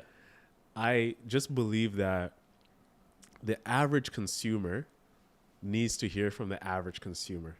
Because if you look at the expert person who's critiquing, let's say it's a Gordon Ramsay, maybe not at that level, but they have some, background in critiquing food because maybe they went to culinary school or something. Like, they know the different palates. But this is the average guy going to the average store and giving their take. And if you look at the way he does it, he gets someone to go in and then he comments on the food. Yeah. So the way you can comment on Domino's, I can say Domino's because this is a worldwide establishment right now. Yeah. They're a public company. You're like, yo, these wings suck. So if I hear that from Isaac, I'm like, yo, okay. I like Isaac. I know Isaac. He knows good food. He knows what's good chicken and what's bad chicken. I'm going to take that feedback from Isaac and actually go back to Domino's and maybe order something else. So I think the average fan, the average consumer of like a chicken spot or a Jamaican joint, if I live locally and you are giving in-depth review of service, food, everything that business is doing, I'm gonna take it with like not with a grain of salt, but I'm actually I'm gonna factor that into my decision and whether I should patron that place. So I think he's doing well. It's just like he's caught a lot of the thing about black people, man. We don't like being critiqued from other black people because we think like everything is about bringing each other down. Like I think we feel like we're beyond reproach, and I don't think that's good. So if you are having bad service, bad customer service, the same way anyone can comment on a Yelp or a Google review, take it from your own people. They say, yo, you need to be better. Don't be so up in arms about it. Oh, yo, you're turning down black business. I'm like, yo, I'm helping you get better because it's this kind of behavior that if it doesn't get sorted out, we're going to be in the same spot. Yeah. Al, what's your take on it? No, actually, I agree with you, Owen, and Isaac, I disagree with you, bro. I think there's a perfect space for Keith Lee. What he's doing for the community is amazing. As someone that's a marketer, this is like a marketer's dream to have someone like Keith Lee be able to review and give an organic, real review of a business. That's the dream. People pay thousands upon thousands of dollars to get that, and he's charging that because he knows his value. Yeah. So I think he's definitely valid for doing what he does and is a blessing to the community. Imagine you get the perfect storm. Like you are that business that has a clean store, staff is on point, good food, prompt, good service, and you don't know Keith Lee's coming, and you're waiting for that moment to, it's like, musician waits for like a Jay-Z to like recognize their sample. Like when J. Cole got noticed, lights, let's fade, turn off the lights. That is your moment, Keith Lee coming and like reviewing your food, and you're off. You've been struggling, you're still hanging on, but you still remain true to the actual culinary art of the food. And now you get that blessing from Keith, and you didn't even ask for it. You deserve it. So it's just like a moment of like, it's a testament that you gotta be ready. What's that? You gotta stay ready. Stay ready, so you don't have to get ready. That's exactly it, man. So. Even like Ocho Cinco giving hate, and Shannon, on I the think he nightcap. spoke a little bit too quick. Like he spoke without kind of knowing what he does. What he does. That side of things, I cannot hate on Keith Lee. On that side of things, where he's really supporting these black businesses, especially, I can't hate on that at all. Like what he does, like that's amazing. But again, I just think that in order to critique something, you guys have to have some type of knowledge about it. Like, there's been too many times where I've seen him say like, "Oh, I've never had this before." Like, but it's like, how can you say if something's good or not if you've never had it? Because it tastes good to him. No, but that means the first time you have it, right? Like, the first time you have it, if you don't like it, you don't like it. But you have nothing to compare it to. It's like what I was talking about with you guys being able to look at the episodes that you've done and come with this recap and say, you know what? I think based off of what we've done before and what I see work, like we can take this and do this. That's only because you've done it 180 odd times. You wouldn't be able to have that same critique if this was episode 10. Yes and no. You understand? Because he's been eating his whole life. You know what I'm saying? Bro, the man's got... Okay, wait. Yeah. Okay, look at this now. I'm going to give you an example. Recently, he went to New York. And this is the new uproar about Keith Lee. He went to New York and got a salmon chopped cheese. That's foul. Now, as a food critic, you should know if you're going to New York... I'm just looking up a video, so if you hear a noise, that's all you've good. been warned. You're going to New York... And you're getting you can turn your volume down. What the heck? No, you don't. He's trying to defend himself from the push-ups. Exactly, for the push-ups. You think you slick. You ain't slick. Go to the video. Go ahead. Bro. No, it's about Keith Lee, dog. It's about Keith Lee. It's okay, but you can turn your volume down. I was turning down mine in case TikTok. See, I turned it down. TikTok has ideas. TikTok has ideas, bro. You're at 20. TikTok has ideas, bro. But yeah, what I was saying is, so Keith Lee recently went to New York and had a chopped cheese. It was a salmon chopped cheese. Now, if you were really into food, you would know that in New York, you are not supposed to get a salmon chopped cheese. And that's just a fact. So it's like small things like that. It's like, where is your credibility? But people suggested it to him. No. He went to that location and they provided that to him. No, he said he actually Nobody, made a video. nobody, He bro. made a All the video New York people, saying all the that- New York people are saying why would he try a salmon chopped cheese? That is not a staple. That is not something that they regularly have.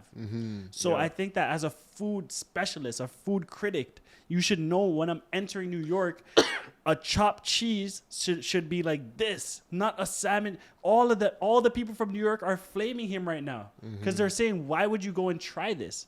So to me, that just takes away a little bit of your credibility. I would never go to Jamaica and ask them for jerk fish. Or sushi. well, Sushi, like jerk a, sushi. like a shrimp patty. No, not a shrimp patty because you're still asking for a patty. But I wouldn't go to Jamaica and ask for jerk caught you sushi. All right, so speaking of New York, we have a New Yorker here who is ready for the Keith Lee wrath. Okay. To take over Manhattan. All right. Emergency press conference. If the way that Keith Lee is eating his way through New York City right now is not stressing you out, then you're not paying attention. He is doing everything wrong, and I am his biggest fan. But I think he's used to touring like the Atlantas, Houstons. I think he's from Detroit, where you can just drive around and park and pick up food. He's driving around during rush hour, getting pizza, bringing it to his car, and like I understand he has his family, so he can't just like bop around. But that's no way to experience food, let alone pizza in New York. Like, of course he's going to be giving out 3s and 4s and 5s or whatever. That's when you think it couldn't get any worse. It goes from disappointing to illegal when Keith goes and gets a salmon chopped cheese.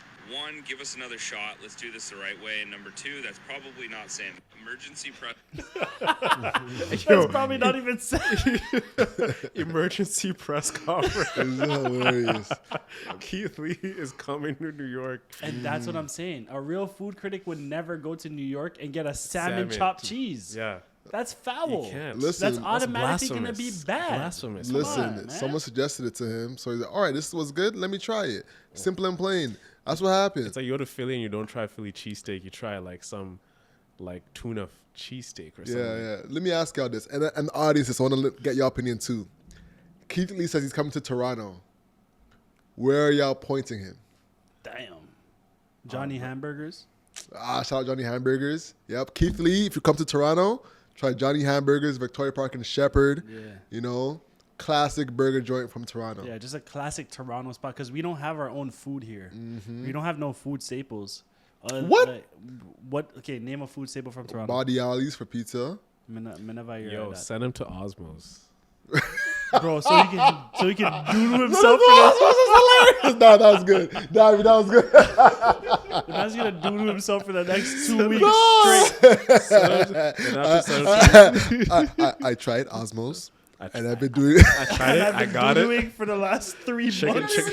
Chicken on the Chicken on the rocks. Send him to Laziz, bro. Send him to I'd rather Laziz over Oswald any day, man. Oh yeah, But that's what I'm saying. better. Toronto doesn't really have, I think, signature spots unless it's like a landmark location, like a Johnny Hamburgers, a T-Bones.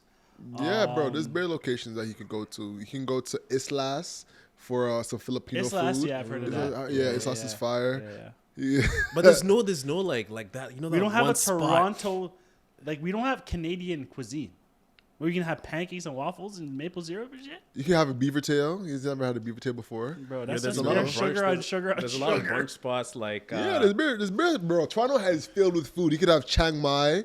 If you get some Thai food here. Bro, if All you right. send So, one so way what to are some Etobicoke- Toronto staples that you'd have to have? No, there's a Chiang Mai downtown Toronto. Okay, let me just look up my. Toronto staples.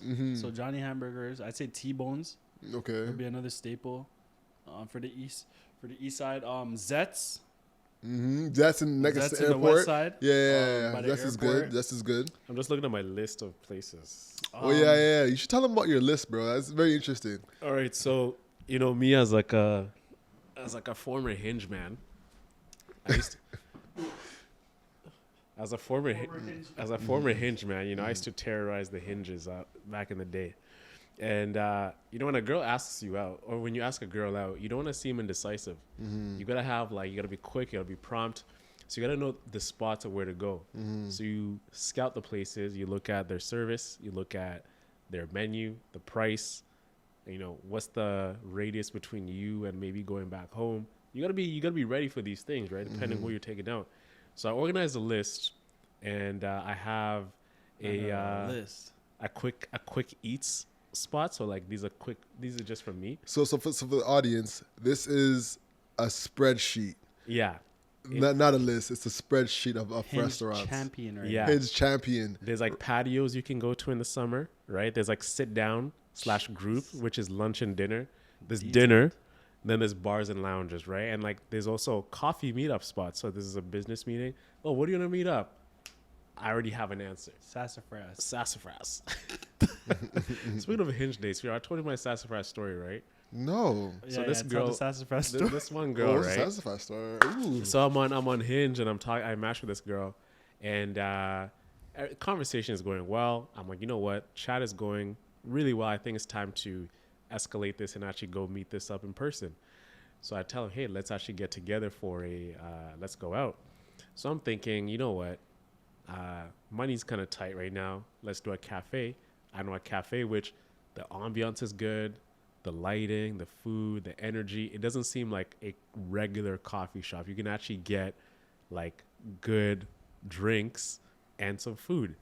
So I'm like, hey, I know this place on front. It's called Au Pandore. Let's get in there.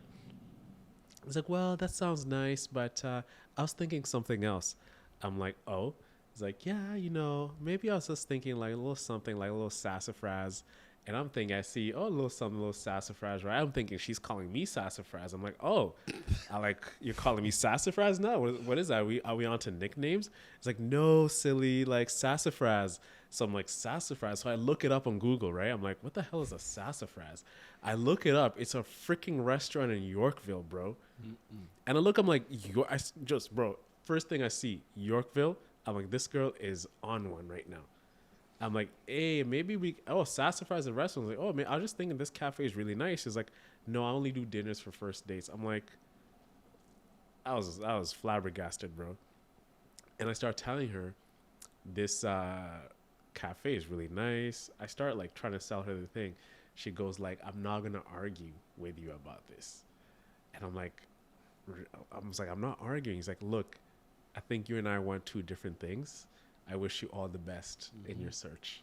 You wanted love and she wanted money. Yeah, and I'm like, okay, so you didn't really want the date. You just wanted me to finance your experience. Mm-hmm. Facts. And bro, we're at the restaurant. She might take pics of the food. She doesn't even tag her sponsor.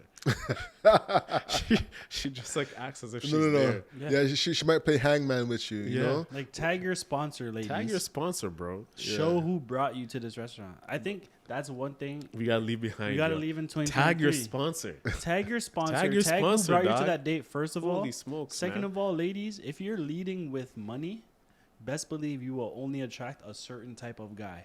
Used and abused, bro. And that's all I'm gonna say. Mm-hmm. Yeah, most definitely. But that's hilarious. And is that the same person that we saw at the event? Yeah. So you had the Black Creators event. Yeah. And she was on a date with Soulful some Bites. Shout out to next Shirley. victim. Yeah. Oh yeah, he was definitely a victim. He was definitely a victim. Yeah. We looked You're at a him. victim. You're a victim. Really him. You're a victim. Here we go, CSI. That's a fact. That's a fact. So I'm in the corner. I'm like, poor guy, man. He doesn't know what's Poor coming. guy. He's going to Yeah. sassafras tomorrow. Sassafras the next date be. But yeah, Sassafras is in shout out Keith Cumberland. Lee for real though. Although I don't think that he deserves the food critic credentials, the way you framed it, Owen, was amazing. Like, getting that perspective from a regular person. I never really thought about it like that, and how valuable that is, and how much content I take in because it's coming from a regular person's space. I love that part of it. But Keith Lee, before you go to these places, do a little bit of research, find out what these places are really popular for, and eat that. And try a couple of them, and then give a review. Yeah, because if You you, know what if I'm you saying? if you strike on like a business that's already struggling, and then they give you not crappy food, but you caught them at an off day, Yeah. that's like career suicide. Like a salmon chopped cheese is foul. Mm. That's not even, like the guy said, that is probably not salmon. For real. Yeah. It's probably trout. Yeah, it's probably trout. It's fake salmon. You know these sushi joints Yeah. in Toronto, they give Yeah, you bro, fake fish. Fake salmon, fish. fake fish. Yeah, fake crab is a Fake big crab. one. So to wrap up the Keith Lee conversation, Yeah. you could go to Sugarcane. Sugarcane? Yeah, Where's Sugarcane on Danforth. That has some great Jamaican food. You know, you can get like a Is it black and salmon. Yeah, I've had some good experiences there. Where on the Danforth, east or west? I believe it's east. They East always side have of they it. always Yeah. have food. Okay. Yeah, try that. yes, they always have food. Yeah, I never heard of that spot. Yeah, We Sugarcane's a that. good. It's a don't great have that. for We for don't our have fellas. Sugarcane's a great date spot. Owned by 3 black women. Shout out Sugarcane. Shout out Sugarcane. All right, that's the next spot I'm going to on that date. Sure. Ali, you always know the good dessert spots, don't you? Dessert spots? Like for dates, right? Nah, I don't know the dessert spots. I just know a little something. I have a short list. Let's see, you have like a Excel sheet. Exhaustive list. I have like my top 5. You have a note. Top you don't 5 have a list. Exactly. I have a note. You have a note you passed in class. Exactly. Yeah. I have like a whole booklet. Exactly. That's the difference. Yeah. So I have Islas is one of my go-tos. I'm just giving you all the gems tonight. Yo, y'all Bro, better like take 2 gems, bro. so Islas, Sugarcane. I'm just playing, I'm gonna get to it. There's Buchan, which is a good one. Where's that? Same next to Sugarcane actually. Danforth? Danforth. What type of food? Haitian food. Haitian people. food. Yeah, but good atmosphere in there. A lot of Ça black passe. art in there. That's great. 7 West is okay. Because it's open 24/7. So you can. Where that? That's Young and Bloor on Charles Street. That's a great one. Okay. So it's great after a club. You know, you after a club, you want to get some food. 7 West, highly suggest. 7 West. Got it. Bro, there's one joint. I went to the bar with Quinn and them. What was this? It was all up in college, and it was like a little bodega. You know, like one of those like places you just kind of open up the window and then you order like right on the sidewalk. Yeah. They had the best chicken ever, man. On college? On college. So we went to. Is it George's Barbecue? That's not on college, but I'm thinking it's on Dundas. Because we'd gone to like our boy's birthday party, and we're walking back. We're like, yo, I'm craving fried chicken because I think we ate this guy's fried chicken so many times. I was like, yo, fried chicken. We walked there. Man, these guys are serving fried chicken. So I'm like, raw, let's indulge. Bro, the chicken was so succulent.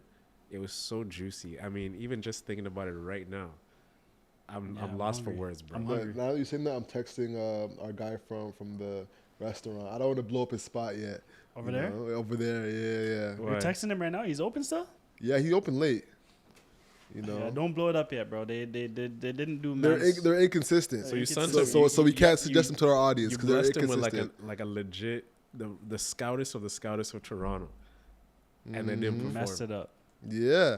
So to give y'all context, we were potting for a minute. Shout out to if you're also rocking with us. Shout out to you, Oh, yeah, man. let's do We're it. we're about to be 2 hours deep. Damn. See, a recap needs a recap. It's a real cap. The recap nightcap. Most definitely. So yeah, we had food. We had 2 food bloggers come in. We had Eden and we had Ryan. And for Ryan, we had him eat a feast. Before Eat he famous, man. started. Yeah. Eat Shout famous. out to You got to Ryan. eat. So we invited a gentleman that owns a restaurant to make some food for us. And instead of him being there, he showed us his second in command, and she burnt up the food. Bun up chicken. Yeah, it It's was like still when- good It's though. like when Isaac sent the second in command, bro. It was like a bad look on him. Facts. It's Yeah. like when I sent in the videographer. Yeah. Yeah, Falling asleep, burning up the chicken. exactly. Yeah. So, Tragic. Yeah, it was bad. And then after that, Ryan went to the spot because we suggested it to him. They got a second trial. Second try, which is rare. I've never heard a restaurant get a second try off a mid review. Because it was still good though. It was still Although good, even though it was bun up, burnt. it was It still it good. was still good. Yeah. Very edible, Yeah. It's So unfortunate, bro. yeah, he goes back, and the lady's rude to him, and she never knew that he had 400,000 followers. But hey, that's how it goes sometimes. Womp, womp, womp, womp, womp. So, that's a lesson to always be on point. Facts. You know what I'm saying? But let's switch towards wrapping up, y'all. Yeah. Working towards wrapping up. What are your predictions for 2023? What are your predictions for 2024? Yo, I think the signs are pretty clear. There's this movie I watched called Leave the World Behind. Okay. You seen it on Netflix? Nah. Yeah, everyone's talking about that. Yeah, right now. bro. But not to be doom and gloom and shit on everyone's parade and kind of put an overcast on your year, but I think there's gonna be some things shifting within society. New things of like digital currency, certain types of lockdowns I'm hearing are coming, cyber attacks, climate change. But there's a big event happening in September of next year, September 24. That's all I'm gonna say. And that event is my birthday on September 29th. I hope to see you all there. On the 29th. Isaac Bob. It's my champagne birthday, y'all. Yes. So that's my prediction, bro. I think there's some underground workings happening that I think we all need to be prepared. So get your money up, get your food up, get your stock up, and legit get ready. Okay. Get ready. That's It's actually good that we have this on camera because It's proof. it's proof. If anything I'd be like, happens yo, next I year- am the oracle, dead ass. Like, I actually we're sitting at Everyday Joy right now, Yeah. and I said, you were warned. Okay, All right. got it. What you got, Isaac? For me, 2024, I completely and truly and honestly see nothing but greatness. Like, the way 2023 went, if you told me that this is how life would be in 2020, I would tell you you're lying. Shut up. This is not real. It's been such a great year, especially with y'all. Like, the amount of work that we've been putting in to see you guys build something from the ground up, and for me to be a part of it in Uplift Studios, like, just absolutely amazing. So, and this is the first year, you know what I'm saying? We're only just starting. So for me, 2024, I see just greatness for us together as a team. I see greatness for us individually. I think that we're going to really see our true potentials next year. And I think we're going to see the money that we want to see next year. I think we're going to see the payoffs from the work that we put in this year transfer into 2024. I think 2024 is going to be a great year. Like I said, to kind of shit on Owen's negativity about next year. My champagne birthday is next year. I'm 29 on the 29th. So I just think it's just going to be a great overall year. I think next year is going to be a one for the books. It's the Kobe year, y'all. So I think it's going to be one for the books. Yes. The Kobe year. 2024. Oh, I mean, Kobe. It's year. usually a singular number. Right? 2020 yeah. what I do you mean, it's 2024 is the number. It's not 24. It's 24. Uh, Bro, we're like, think about it. We're from the 90s, so we ushered in a new era with the 2000s. So this year in history, it's going to be 24. Yo, this is the 94's year coming up, man. Yeah, turning 30 this the year. 30s, bro. Yeah, you guys are done.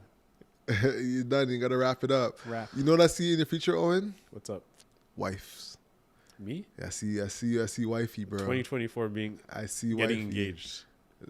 I see you meeting wifey. Just Owen, like Owen. That's what you see for Owen. That's what I see for you, bro. You know what I'm Okay. saying? Wife. Yeah. I do want to Wifey, get lifey. married. I do want to have I'm a structure guy. Yes, indeed. I want to have like a good woman. Mm-hmm. So yeah, man. I know she's out there. For sure. She's coming to me. Most definitely, man. What about you, Alex Whitfield? In the business side, I see the creative business is taking off. Yeah. You know, I see that as the big thing. I see all the creators taking advantage next year and really going balls to the wall.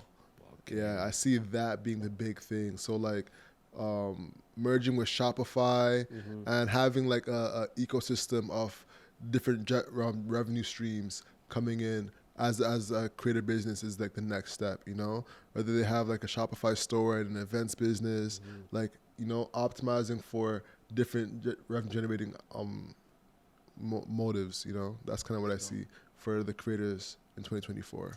What about for you, bro? Yeah, how about for you personally? For Like me personally? personally, Or even you business-wise, but like more you-centric. I see, all right, so for the business, I see us cracking 10K next year. Let's get it. You know what I'm 10K saying? subs. 10K subs next so year. how many subs were you at the starting of this year? So it was Like 600, something like that.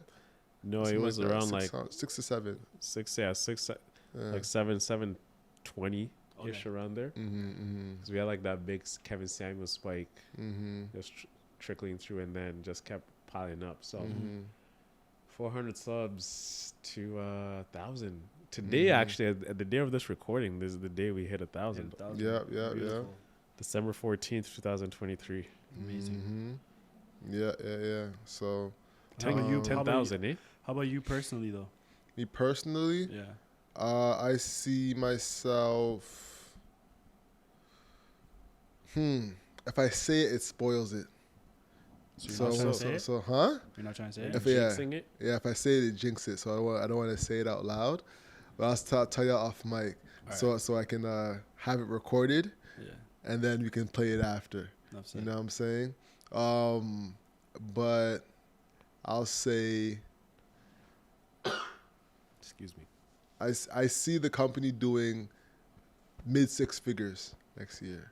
You know, I see that, and get I it. see, a Toronto base. For myself. Right now I'm in Oshawa. I see myself back in Toronto. Back in the dot. Yeah. Back in By your own end chambers. Exactly. By end of the 2024. Nice. Yeah, I'll say that. Sounds good. Yeah, man, that's big time. Everything positive that you guys said, I hope that actually happens. The Yeah. negative stuff, I'm sorry, Owen, but Okay, man. kick rocks. Someone's got to say it, but I get it, bro. I get it. Yeah, personally for me, I just want to take that next leap. Like, I think this year was like a big, like, moment of growth in terms of like, prospecting, getting clients, and like legit like getting things rolling. This time last year, I was like, we're planning this thing. It's like I knew like I could do this, but just like actually putting it into action and making it happen consistently and seeing the joy and the clients' faces, like a Chinelli, Mortgage and Mixologies, Busola, Sue, Joseph, all these clients that Bottom line, guys. bottom line, the Antonio, Luca, Mike, and the relationships that we develop from those actions that I took to like pick up the phone and call when I didn't feel like calling, right? So I see myself taking like another leap in terms of like, how can I be the best I can based on what I learned this year? Yeah. Like, how could I facilitate these conversations? How could I structure this better? How can I learn from this and how to close a deal better? How could I, work with a team better to really set them up for success? Like, how can I help you set up for success, bro? Right? For shoots and everything. How can I help Sesame for success? Ali, everything that's required from the team that helps the things materialize. How can I be a better person who's facilitating that so I make your jobs easier from bringing these conversations and then closing them and then servicing them and then they With actually the end result. they leave a review. They actually, whoa, like, like someone like Miriam, she's like, wow, Owen, thank you so much for doing this. Now she's like calling me, texting like, yo, I told my friends about it. I don't, all my neighbors in Thornhill because they're seeing my IG, right? And someone like her, I was on her for 8 months. You know what I'm saying? Now, I've earned her trust. So I think I'm proud of myself for having the quality of persistence and tenacity. And I've always known that about myself, that I can start from zero and like legit make something happen, right? So now that I know that about myself, it's more about like strategically compartmentalizing that energy for things that can actually yield more returns. Yeah. You know what I'm saying? So, because I always know I'm a hustler at heart, and it doesn't feel like work for me. Like I just, it's routine. Email, call, do this, do that, So, most importantly, I'm just proud for taking the leap of faith and, not working. Like, it was like 1 year of like when I got laid off, and now I'm like it's telling us, I'm like, yo, let's do this Uplift Studios thing. So 1 year of just grinding it out. And especially in this economy, this market, it's easy to cave in and be like, during that time, like, fuck it. Right? But so easy to quit, man. it's so easy, but So easy. I never felt like nothing was going to happen. Like, I always knew. I was like, yo, I'm cut for this. You're about this life. I knew I was about that life, and the results showed. Right. So Facts. I'm extremely proud of my fortitude, my mental fortitude more than anything, into just like taking something from zero, betting on myself, and getting the results that's needed to like really uplift forward, and really just like every single day, bro. Every single day, like, bro, I cut out like no social gatherings, no things, no nothing like that. It's just been like locked in, so yeah, man. I used to dream of days like these, moments like this. I remember back in high school, St. Chris, I'm like, man, I used to live in Toronto, work on a business, make cool shit happen. And it's just like I'm living that reality. You know what I'm saying? So it's been it's been a treat, bro. It's been a treat. Facts. So now that I've gained that skill in 29, bro, and you're what you're capable of, like now 2024 is like, yo, gas pedal, bro. In the next 10 years, man, it's a wrap. Bro, is exactly when you can sell, nothing can stop you, bro. Imagine that, like, someone is sending you $5,000 and you've never met them, just off a freaking call, bro. I know the feeling, man. Trust me. Even Chanelli, bro. I called Chanelli, book a meeting. We go to his office. He's like, yeah, I'm down. Let's make it happen. And we've shot how many episodes with Janelli 50 freaking 6 56 episodes. 56, yeah. Spent the So whole year with the dude. Shout out to y'all, man. Shout out to you, bro. Like, shout out to the work that you guys put in this year. It's been amazing to be a part of. You guys are inspiring to me. I push this thing every single day. I talk to people about this every single day. And you guys are the people that are actually doing it. So to be a part of it and to be involved in it, it's so important for me and my success and my trajectory in my life, because I get to be around the people that I want everybody to be like. So shout out to y'all, man. You guys killed this year. I think we all killed it this year. murder to excellence. We killed it this year. So next year it's over. Right, next year it's legit levels. Yeah. And then we have the next 10 years in front of us. When we're 40, we got to be looking back at this like, yo, remember when we did this? Bro, It was like tough. 2024 is like, yo, like you're actually a leaguer now. Bro, we're there. You're a league, like, bro. It's like league, like 30 is like league shit. Facts. Like you're competing. If you're trying to win a chip, bro, like you're competing. You're talking to the mic. Yeah, you're competing. So 2024, like, to wrap it up, I'm on smoke. I'm on freaking smoke, bro. Let's get it. Yeah. Let's get it. With that being said, that's what you can't control. So control your grind. I control your life. I'm Alex. I'm Ono Sinde. And I'm Isaac. Ajax, baby. See you next week, y'all. Peace. Peace. Happy New Year, everybody. Peace.